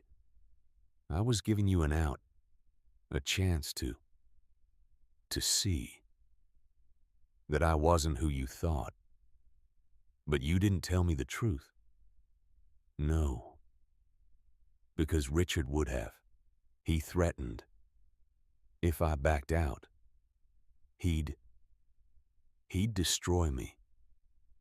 She stood, walked to the window. You don't know what it's like to owe someone your whole life, to be owned by gratitude, by debt. Actually, I did know. I'd spent 9 months living in a house with a stepmother who resented me, a father who couldn't see me. I knew exactly what it felt like to be invisible, powerless. But I'd fought back. I'd survived. Tricia had chosen this. Every step, every lie. Why are you telling us this now? William asked. You could deny it, fight us. You still could. Tricia turned, looked at him. Because I'm tired. Tired of lying. Tired of pretending. She looked at me. And because your mother, Sarah, she knew. My heart stopped. What? She knew. For the last 6 months of her life, she knew everything. The room tilted. That's not possible. She found an email on your father's computer from my brother to me, laying out the plan. She confronted me privately while you were at school. Tricia's voice cracked, real emotion now. I thought she'd expose me, destroy me. Tell David. Tell you. But she didn't. Why not? Tricia met my eyes. Because she made me a deal. I couldn't breathe. Mom made a deal with Tricia. What deal? I said. Tricia walked to the mantel, picked up a photo. Mom and Dad, wedding day. She said, I'm dying. You're sleeping with my husband. You want my mother's land. I could destroy you right now. Or a pause. Or I could let you have what you want. Under conditions. What conditions? First, you let me die in peace. No drama. No fighting. You play the devoted friend. You support David. You make my last months bearable. God. Mom. Negotiating on her deathbed. Second, you don't hurt Lila. When I'm gone, you don't. You don't throw her out. You don't cut her off. You let her finish high school. You let her grieve. Tricia's hands shook. And third, when the time comes, when Lila figures it out, When she finds what Margaret left, you tell her the truth. All of it. You confess. She set the photo down.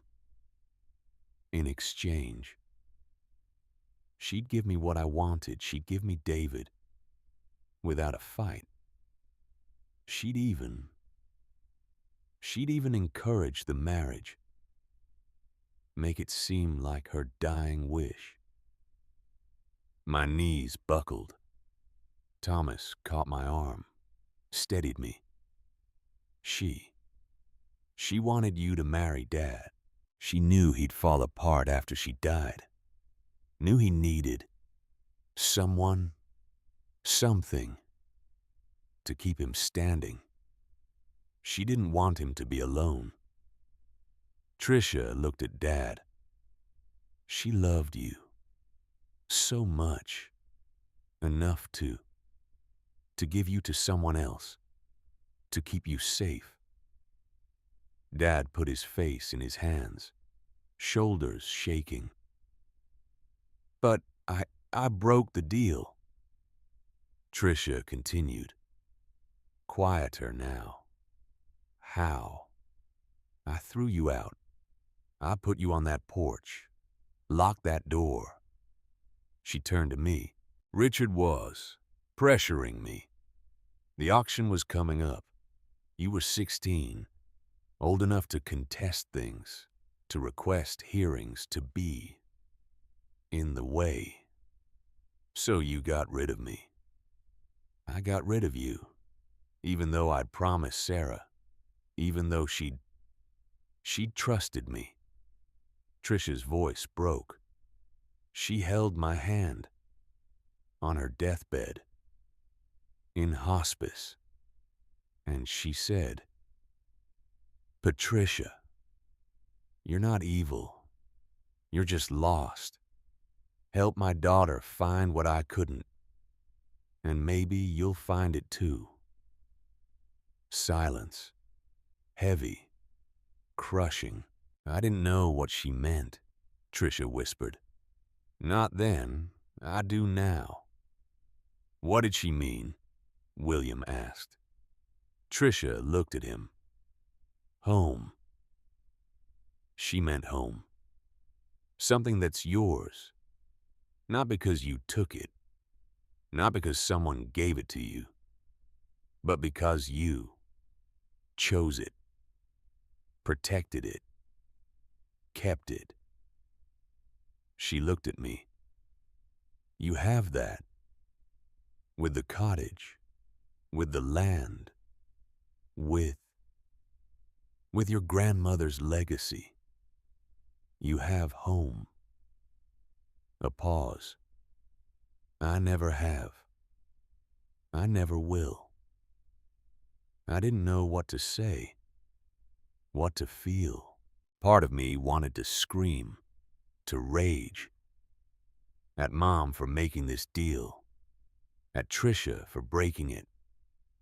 But another part, a quieter part, understood. Mom had been dying, scared, desperate to protect everyone. Dad, me, even Tricia in some twisted way. She tried to save us all, with a deal, with lies, with manipulation, just like Tricia had, just like Grandma had. Hiding that will, planning from beyond the grave. We were all, what? Players in some long game, some multi-generational chess match, and I was tired. So tired. Tricia leaves. I want you out, Dad said suddenly. We all turned. He was standing now, face wet, but voice steady. Out of this house, out of my life, now. Tricia nodded. I'll pack. No, now, take your purse, your keys, nothing else. Get out. David, get out. Tricia looked at him, then at me. I'm sorry, she said. I know it doesn't mean anything, but I am sorry. She walked to the door, stopped. Your mother. She made me promise one more thing. Before she died, I waited. She made me promise to help you keep the land, if it came to it. If Richard tried to take it, how are you supposed to do that? You work for him. Worked. Past tense. I quit 2 days ago when I saw the list pendants, when I realized you'd found it. The will. The trust. She pulled something from her pocket. A USB drive. Richard's files. Internal memos. Emails. Geological surveys. Everything Moss Bank has on the Valley Project. She set it on the table. It's all there. Their plans. Their manipulations. Their crimes. Use it. Why are you doing this? Tricia smiled. Sad. Broken. Because your mother was right. I'm lost. But maybe if I help you, I can find something, some piece of myself. That isn't owned by Richard. That isn't corrupted. She opened the door, paused. There's one more thing. On that drive, something you need to know about the mineral rights, about what they're really worth. How much, not how much, what they're for. The silica. It's not just for glass or semiconductors. She looked back. It's for quantum computing, the next generation, worth billions, not millions. Billions. The room spun. Billions. Richard doesn't just want to mine this valley. He wants to own the future, the tech industry, everything. She stepped outside. Don't let him. Please. For Sarah. For Margaret. Don't let him win. The door closed. We stood there, stunned. Dad sat down, put his head in his hands. I'm so sorry, he said, muffled. Leela, I'm so sorry. I looked at him. This man, my father, who'd loved Mom, who'd fallen apart, who'd been used. And I felt, what? Not forgiveness, not yet. Maybe not ever. But understanding. A little.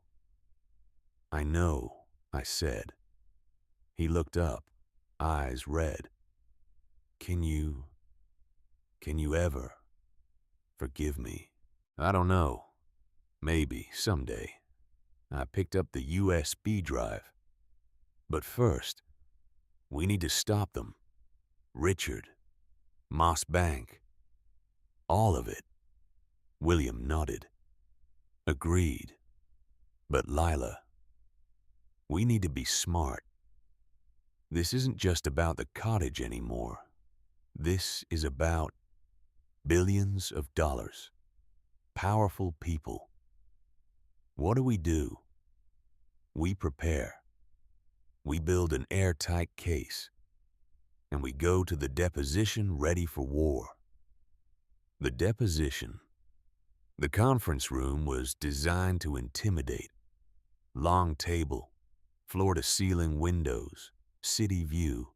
Moss Bank sent 3 lawyers, expensive suits, leather briefcases.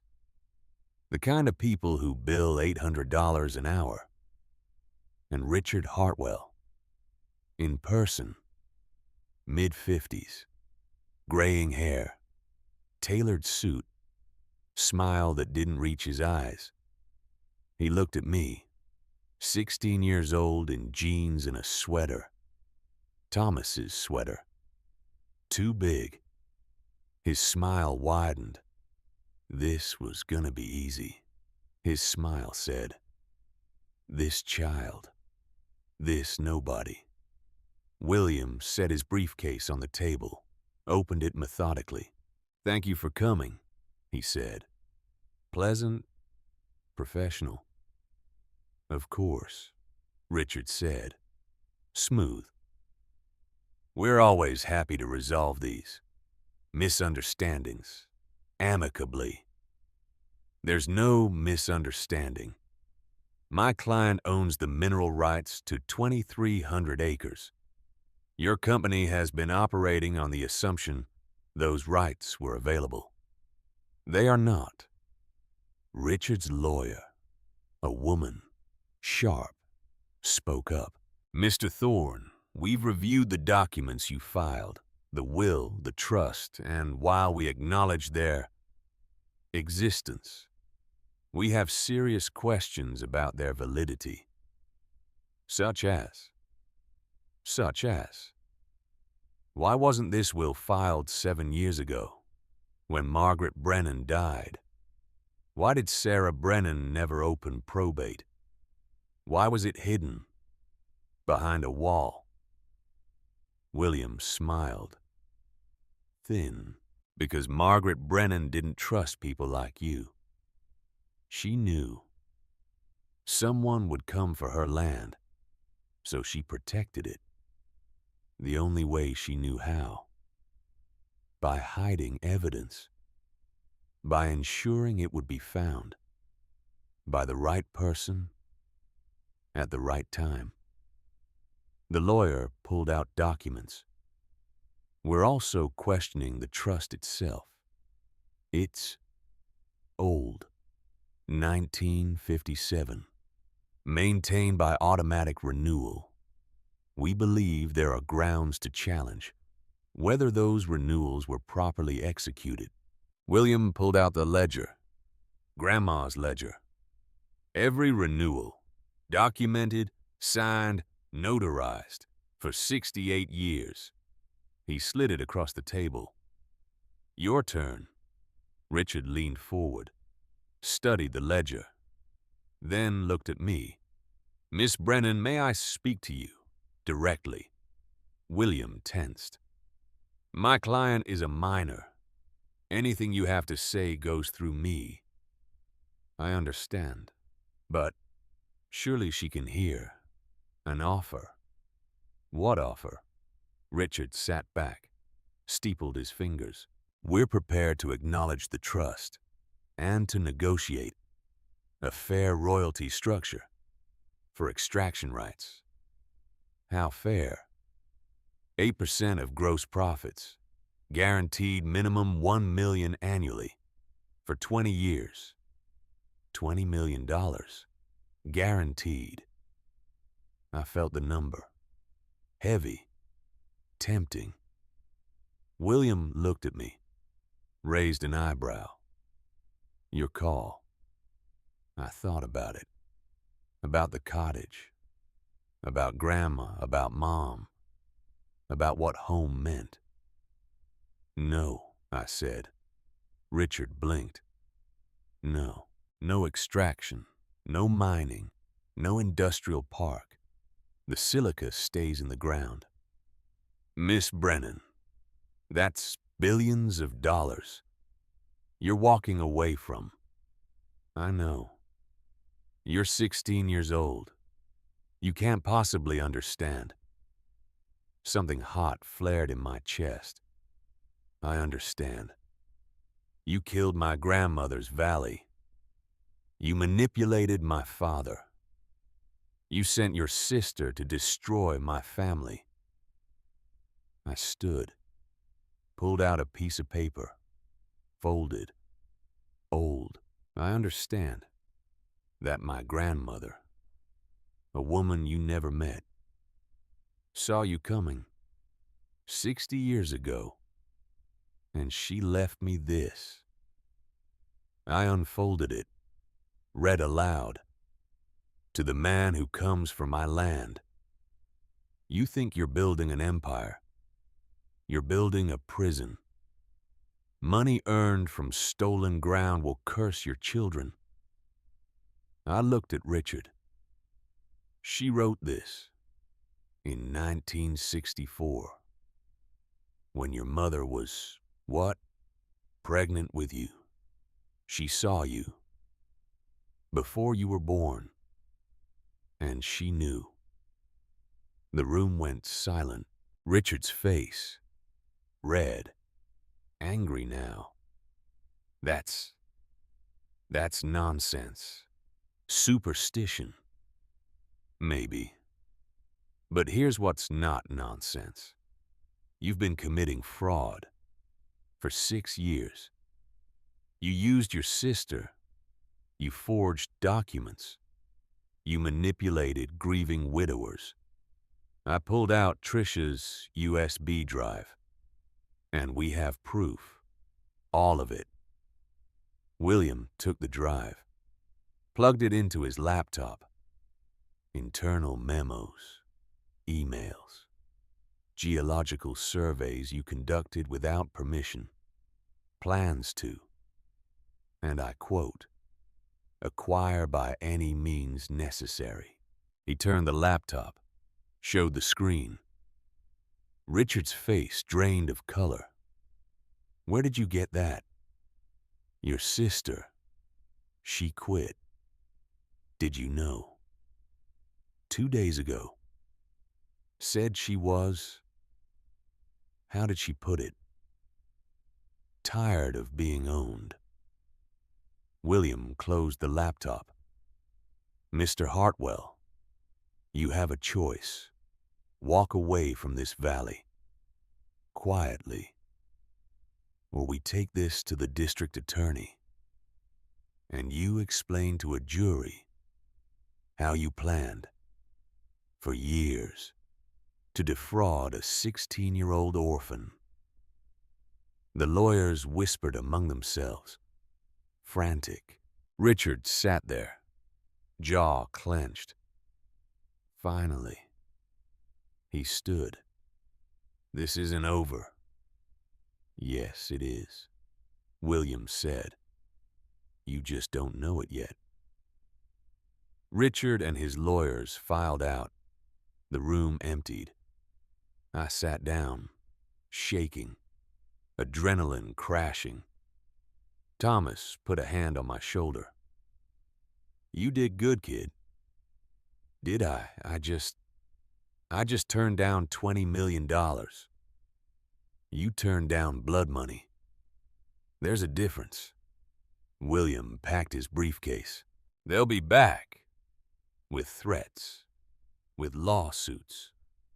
With everything they have. Can we win? We already won. The rest is just paperwork. He looked at me. Your grandmother would be proud. You stood up. You said no. You protected home. Home. The cottage. The valley. The land. Not mine to sell. Mine to keep. What happens now? I asked. Now. We formalize everything. Record the mineral rights. Lock them down. Make it so no one, ever, can take them. And then, you go back to the cottage. You finish school. You live your life. He smiled. And someday, when you're ready, you pass it on to the next keeper. The next keeper. Not owner. Keeper. Because land doesn't belong to people. People belong to land. And we're just passing through, keeping watch until it's time. To pass the key, I stood, picked up Grandma's ledger, ran my hand over the worn leather. Inside, 68 years of entries, of keeping, of watching. Soon, I'd make my own entry. L has held it. Valley protected. Truth kept. I closed the ledger, looked out the window, somewhere, 42 miles from here. A cottage waited. Stone walls, cedar roof, hearth fire, home. Not because I owned it, because it owned me. And I was ready to keep it. For the next girl, the next truth, the next generation. Who would come? Someday, looking for home. And find it, waiting. The settlement offer came 3 days later. Certified mail. Thick envelope. Mossbank's lawyers trying one last time. William opened it in his office, read aloud. In recognition of the valid mineral rights held by Lila Brennan, Mossbank Land Holdings proposes the following. Limited extraction rights. 200 acres. 20-year lease. 8% royalty on gross profits. He looked up. Guaranteed minimum. 1.2 million annually. For 20 years. I did the math. $24 million guaranteed. They've also agreed to, and I quote, restore all extraction sites to natural state upon completion. Fund an environmental trust. Hire local workers. William set the letter down. It's a good offer, Lila. Better than good. It's generous. Thomas, sitting in the corner, spoke up. It's also a trap. We both looked at him. 200 acres today. 400 tomorrow. They get their foot in the door. Start extraction. Find ways to expand. Loopholes. Exceptions. He stood, walked to the window. 20 years from now, the whole valley's a pit. And you've got money. Sure. But no home. I stared at the letter. At those numbers, 1.2 million every year for doing nothing, for just saying yes.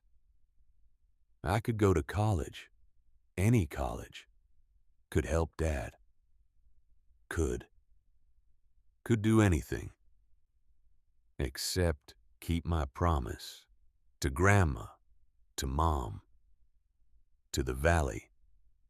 I want to make a counteroffer, I said.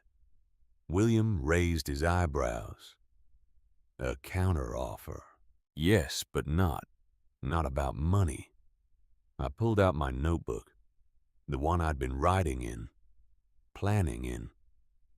What if instead of selling extraction rights, we create something else? Like what? A trust. But not for me, for the valley, for the people who live here. I opened the notebook, showed them my notes. The Stone Valley Community Trust. We sell limited rights, just like they want, 200 acres. But the money, it doesn't go to me. Where does it go? Scholarships for kids in the valley, Small business grants, healthcare fund, land preservation. I looked at William. We turned their greed into something good, something that lasts. William was quiet, reading my notes. Thomas smiled, slow, wide. Your grandmother, he said, would have loved this. You think so? I know so, she always said. Land is people. People are land. You can't save one without the other. William looked up.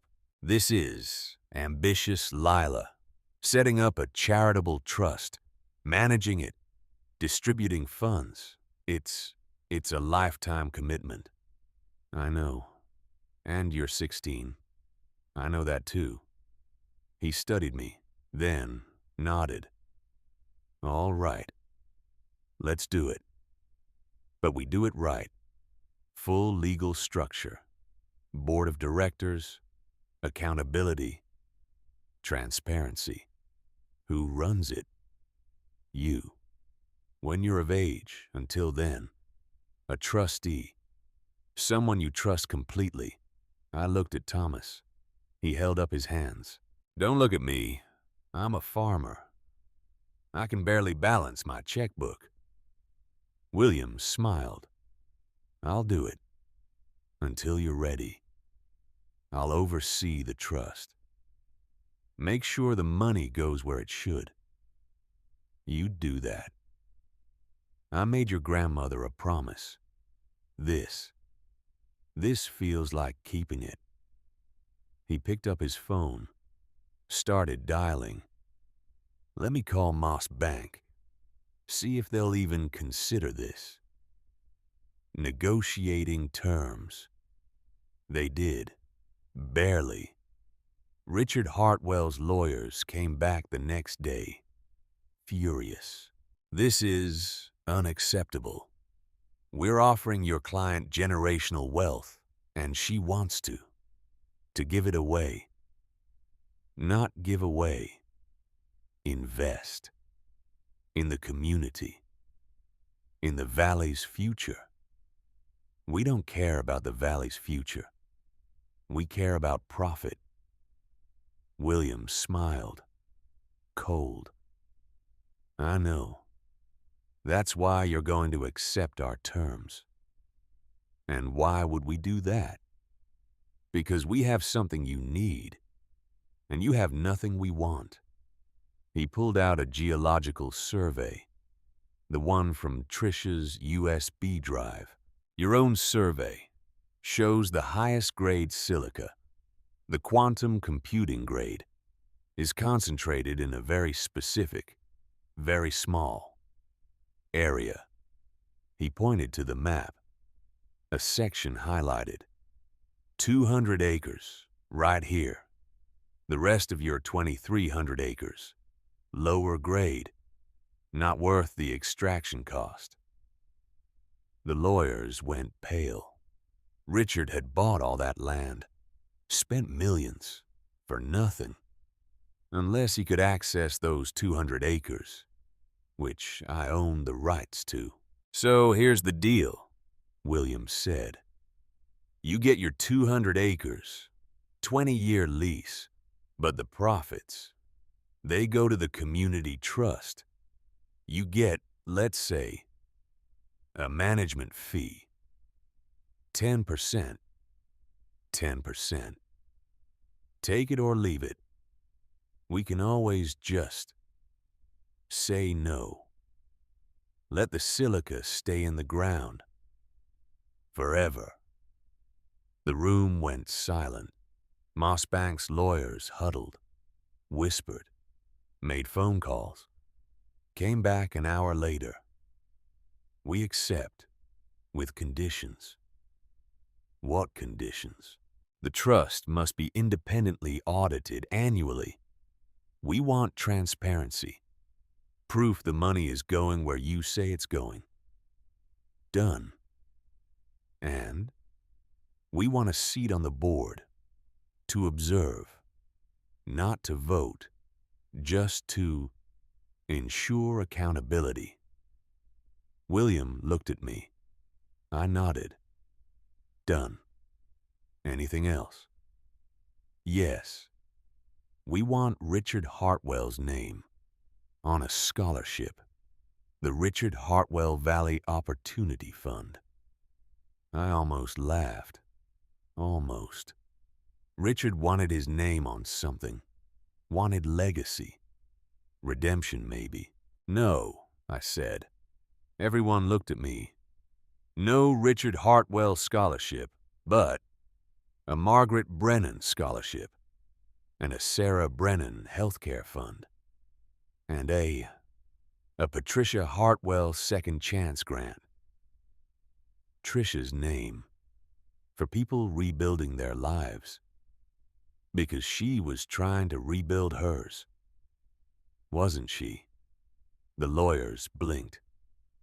Patricia Hartwell, Richard's sister. Yes, she made mistakes. Terrible mistakes. But she's trying to do better. This could be part of that. William smiled. Proud. Very well. Those terms, plus the Moss Bank Community Development Fund. Richard gets his name on something that actually helps people. The lawyers nodded. We'll draw up the papers. They left. I sat there, shaking. Had I really just done that? Turned down $24 million. Created a trust. With my enemy's name on it. Thomas laughed. Big. Booming. Girl. You just outmaneuvered a billionaire and made him pay for the privilege. Did I do the right thing? You did the Brennan thing, which is the only right thing there is. Trisha's sentencing. The district attorney filed charges 6 weeks later. Fraud, conspiracy, forgery. Trisha pleaded guilty. All counts. Sentencing was on a Thursday. Cold January. I went. Don't know why. Maybe to see it end. Maybe to understand. The courtroom was small. County courthouse. Wood paneling. Fluorescent lights. Trisha sat at the defendant's table. Public defender beside her. She'd lost weight. Hair pulled back. No makeup. She saw me. Nodded slightly. The judge. An older woman. Silver hair. Reading glasses. Read the charges. How do you plead? Guilty, Your Honor. Do you understand the consequences? Yes, Your Honor. The judge looked at the file. At Trisha. At me. Miss Hartwell, the prosecution is recommending 18 months, with credit for time served. Do you have anything to say? Trisha stood, slowly. Yes, Your Honor, I'd like to apologize. To Lila Brennan, to her father, to the family I hurt. Her voice cracked. What I did was unforgivable. I know that. I exploited grief, manipulated trust, for money, for my brother, for reasons that don't matter now. She looked at me. But I want you to know, Lila, that your mother, Sarah, she tried to save me.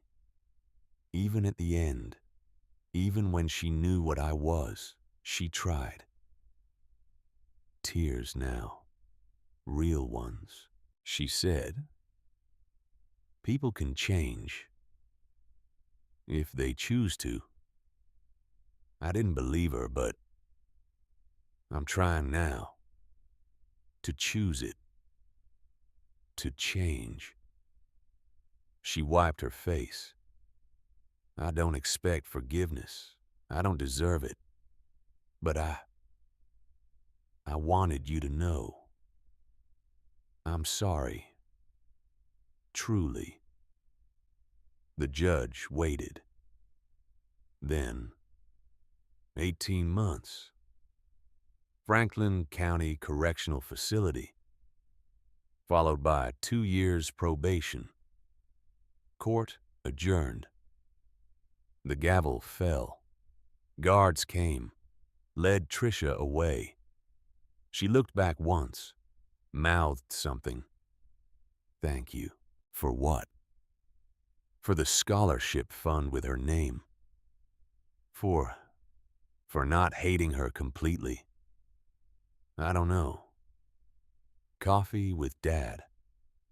I left the courthouse, found Dad waiting outside. We'd been careful around each other. Since that day at the house, he was trying therapy, AA meetings, even though he didn't drink much, just trying to be better. You okay? He asked. Yeah, you? Yeah. We stood there, awkward. Want to get coffee, he said. Okay. We went to a diner, sat in a booth, ordered coffee we didn't drink. I'm selling the house, he said suddenly. What? The house, where you grew up. I'm selling it. Can't be there anymore. Too many ghosts. I understood. God, I understood. Where will you go? Smaller place. Apartment, maybe. Closer to work. He stirred his coffee, round and round. I wanted to ask if you wanted anything from the house before it's gone. Did I? Mom's things were already gone. Tricia had seen to that. But maybe there were other things. Mom's studio, in the basement. Is it still there? Mostly. I couldn't bring myself to touch it. I'd like her easel. And her paintbrushes. Dad nodded, wrote it down on a napkin. Anything else? The rocking chair, if you still have it. From the curb. Yeah, I brought it back after you left, put it in the garage. Something in my chest loosened. Thank you.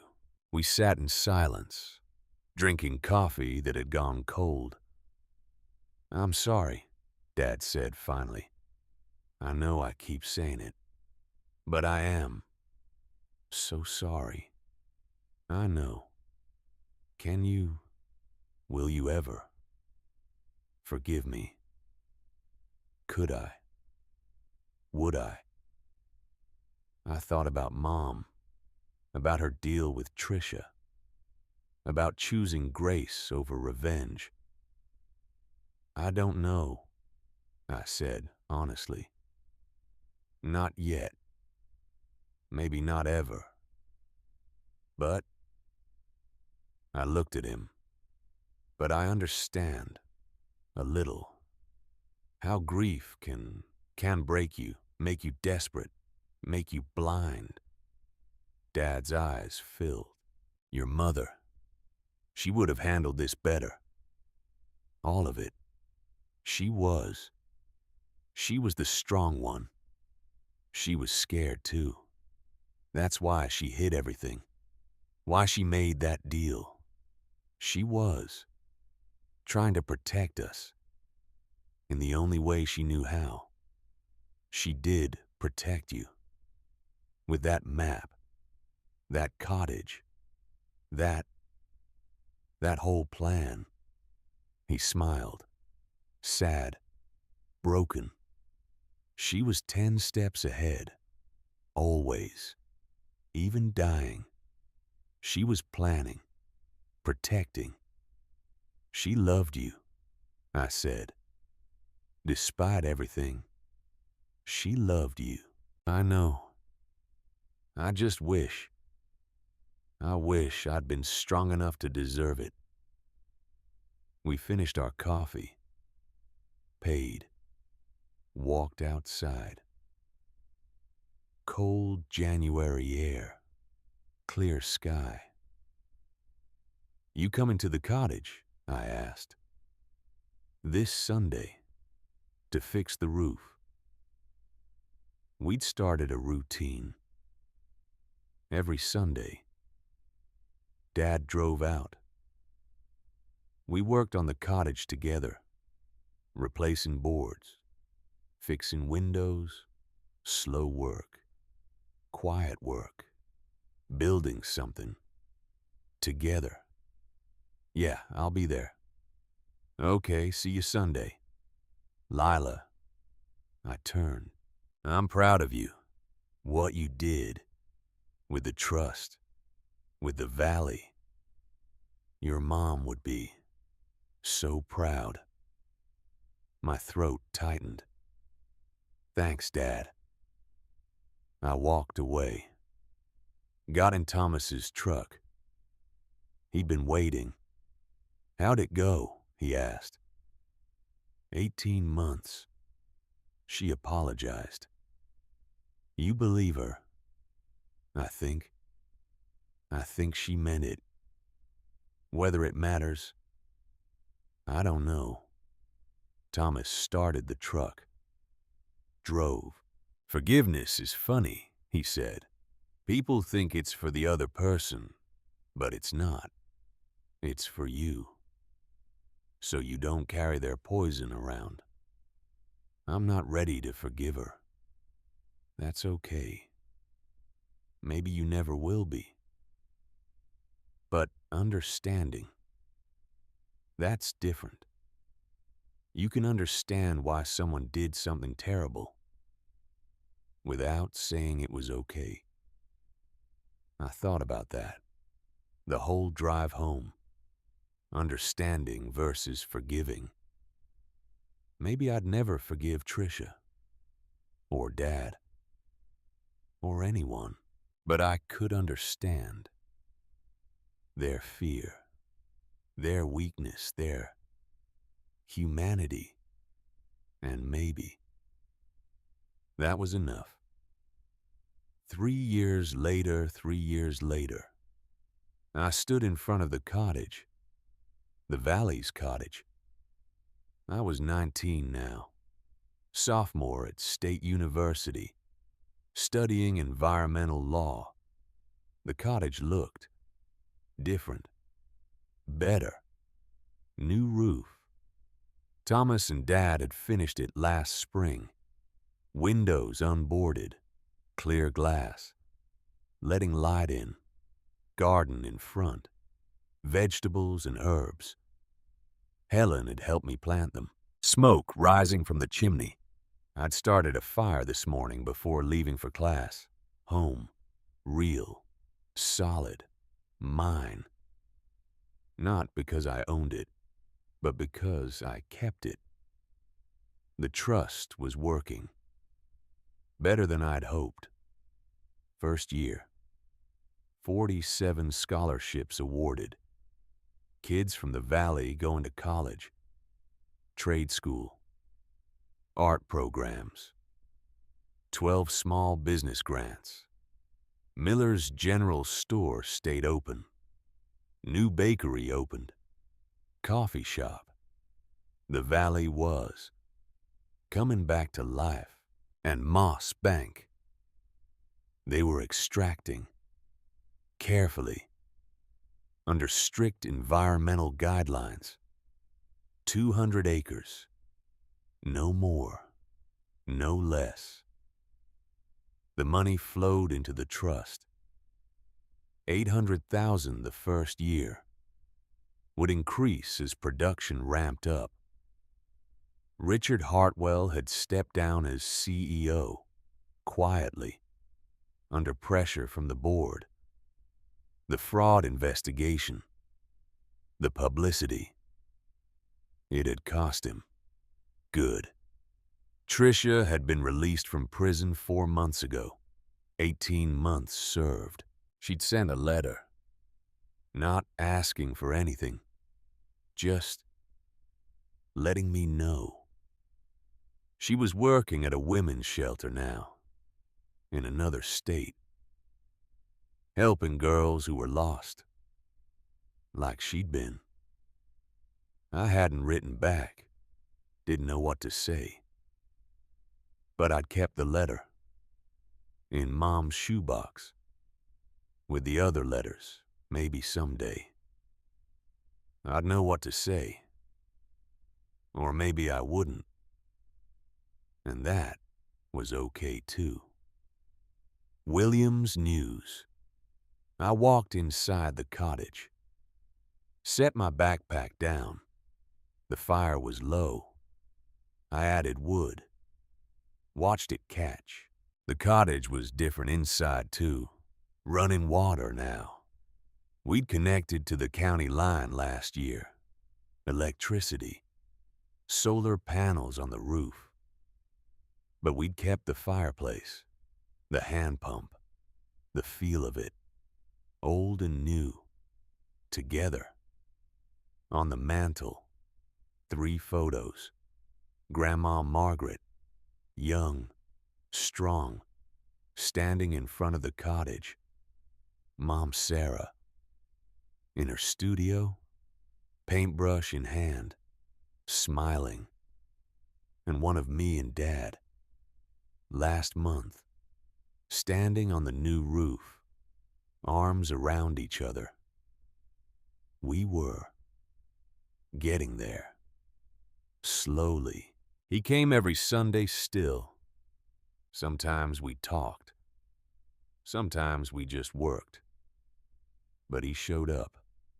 Every time. Without fail.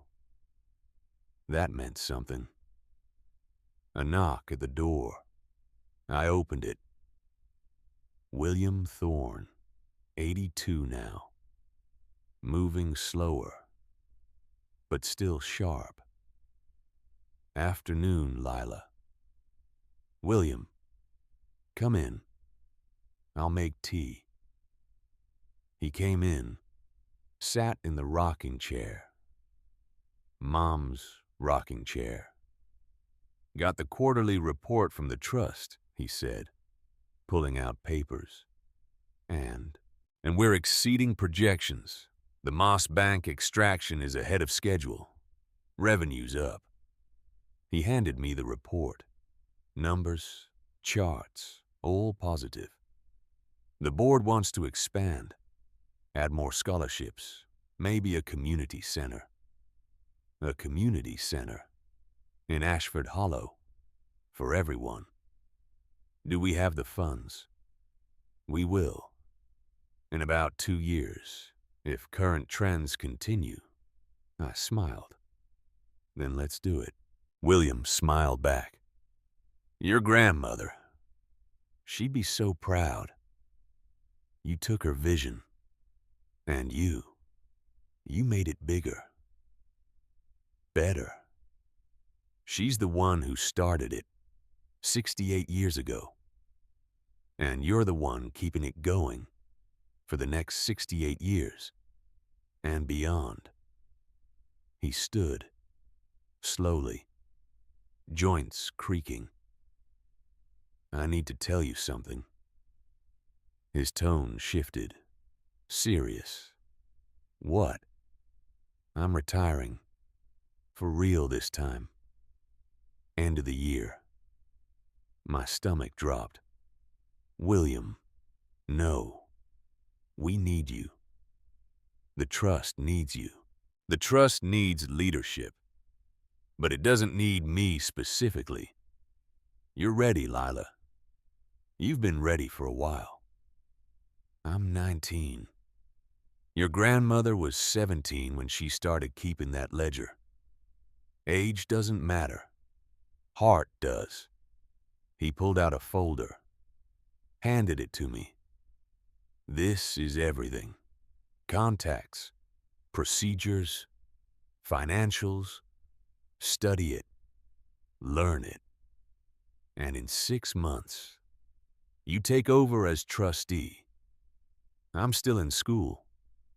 So, a lot of people run trusts while in school. You'll manage. He walked to the door, paused. There's one more thing. In that folder, a letter from your grandmother. She left it with me. Said to give it to you. When you were ready, my hands shook. How did she know when I'd be ready? She didn't, but she trusted that I'd know, and I do. You're ready. He left. Grandma's letter. I opened the folder. There. A sealed envelope. My name on it. In Grandma's handwriting. Lila Alice Brennan. I sat by the fire. Opened it carefully. My dearest Leela. If you're reading this, I'm long gone. And you found what I left. The cottage, the will, the trust, all of it. I'm sorry I'm not there to explain, to guide you, but I knew. Somehow I knew. You'd figure it out. You're probably wondering why I did this, why I hid everything, why I made it so complicated. The truth is, I didn't trust the world. I'd seen too much, lost too much. I knew someone would come for this land, for what's underneath it, and I knew the only way to protect it was to make sure it ended up in the right hands. Yours. Not because you're perfect, but because you understand what land means, what home means. It's not property. It's promise. A promise that when you're lost, there's a place with your name on it. A promise that when you're broken, stones can hold you together. A promise that when everything is taken, what matters can't be sold. I don't know what your life has been like, what brought you to this cottage, but I know it wasn't easy. Nothing worth keeping ever is. So keep it. Keep this cottage, this land, this valley. Not for me. Not for your mother. For yourself. And for the girl who comes after you. Because she will come. Someday. Lost. Scared. Needing home. And you'll give her what I gave you. A key. A map. A chance. That's what it means to be a keeper. Not to own, but to open doors. With all my love. Your grandmother, Margaret Rose Brennan. I read it 3 times, crying, smiling, both. She'd known, somehow, across decades, across death itself. She'd known I'd need this letter, this reminder. I folded it carefully, put it in the ledger, opened the ledger to the next blank page, and I wrote, January 1st, 2029. L. Brennan. Age 19. Trust established. Valley protected. 47 scholarships awarded. Community thriving. Received grandmother's letter today. She said, "We don't own land. We open doors." I understand now. And then, below it, note for next keeper. Behind the sixth stone, 3 in from the corner, there's still a hollow space. I've left something for you. Not money, not documents, just a letter and a promise. You are not alone. You are not forgotten. You are home. I closed the ledger, set it on the mantel beside the photos.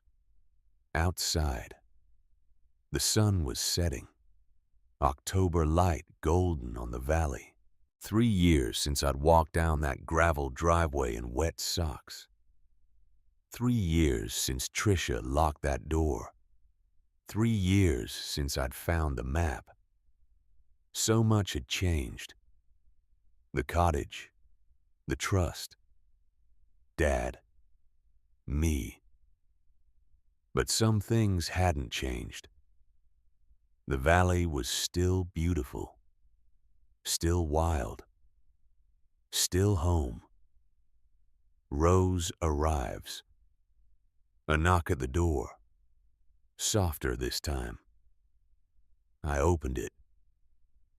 A girl stood there, 15 maybe, thin, backpack on her shoulders, eyes red from crying. Are you Lila Brennan?" she asked. "Yes." "Mr. Keene, Thomas, he said.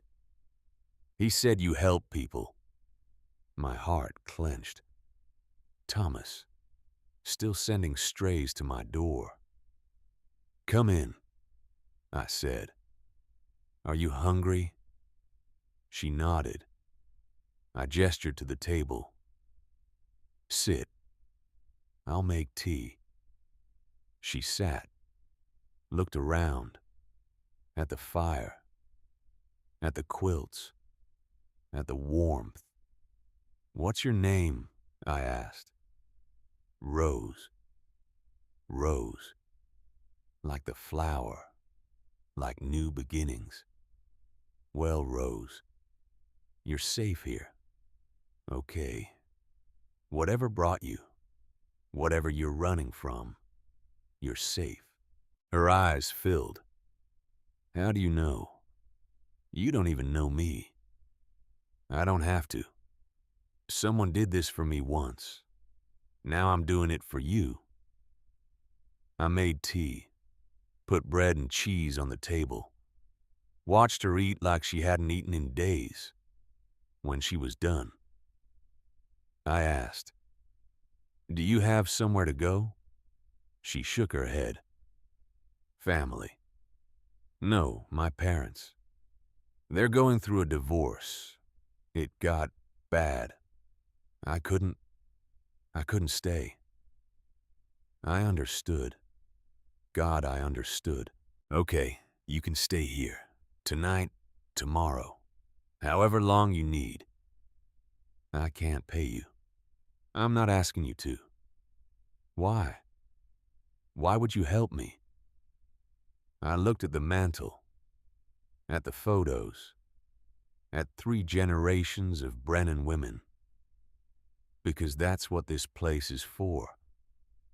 It's not just a cottage. It's a promise. What kind of promise? I sat across from her, met her eyes, met her. That when you're lost, there's a place that will find you. When you're broken, there's a place that will hold you.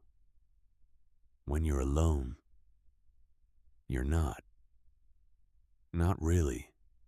Rose stared at me. Then she cried. I let her. Didn't try to stop it. Didn't try to fix it. Just was there. When she was done, I showed her the loft, the bed, the 3 wool blankets. Get some sleep. We'll figure out tomorrow. Tomorrow. She climbed the ladder, slowly.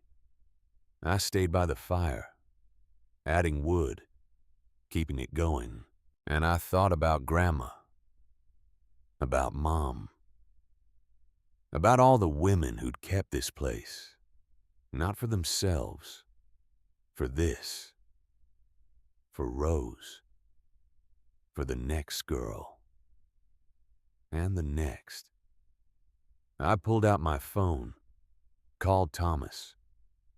You sent her, I said. I did. She showed up at the store, lost, scared. I thought you'd know what to do. I do.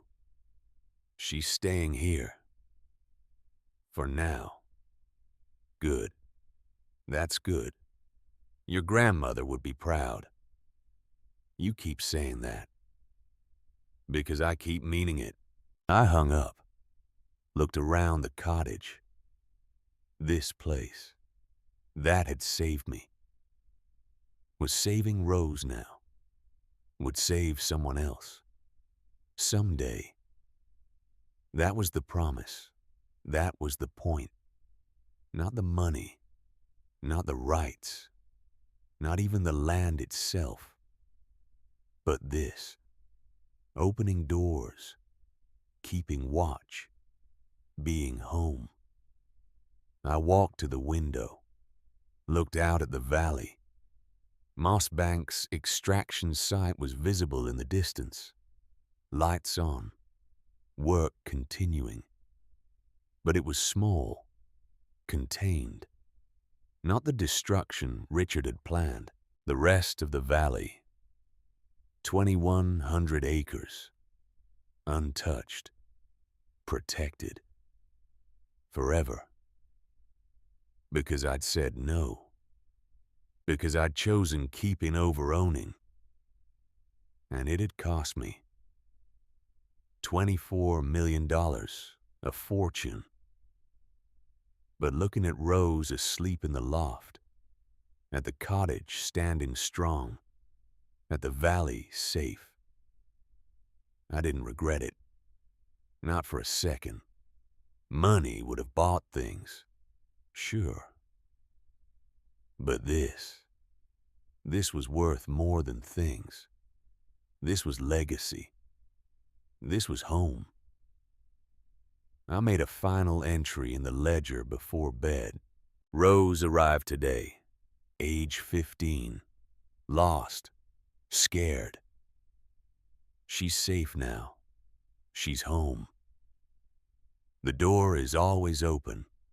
The fire is always lit. The cottage is always waiting for the next keeper, the next truth, the next girl who needs a map. Becoming a keeper. My name is Lila Brennan. I'm 19 years old. My great-great-grandfather built this cottage in 1891. My great-grandmother kept it through the Depression. My grandmother defended it from men who'd take it. My mother hid the truth in stone and prayer. And me, I learned what they all knew. Land isn't property, it's promise. A promise that when you're lost, there's a place with your name on it. A promise that when you're broken, stones can hold you together. A promise that when everything is taken, what matters can't be sold. This cottage will stand long after I'm gone, long after Rose is gone, long after the next keeper and the next. Because we're not building monuments. We're opening doors. We're not hoarding wealth. We're planting seeds. We're not owning land. We're belonging to it. And it belongs to everyone. Who needs it? Who protects it? Who understands? The valley is safe. The trust is funded. The door is open. And I am not alone. I never was. That's what home means. Not walls. Not deeds. People who claim you, even from the grave. Especially from the grave. My grandmother's name was Margaret. She was a keeper. My mother's name was Sarah. She was a keeper. My name is Lila, and I am home.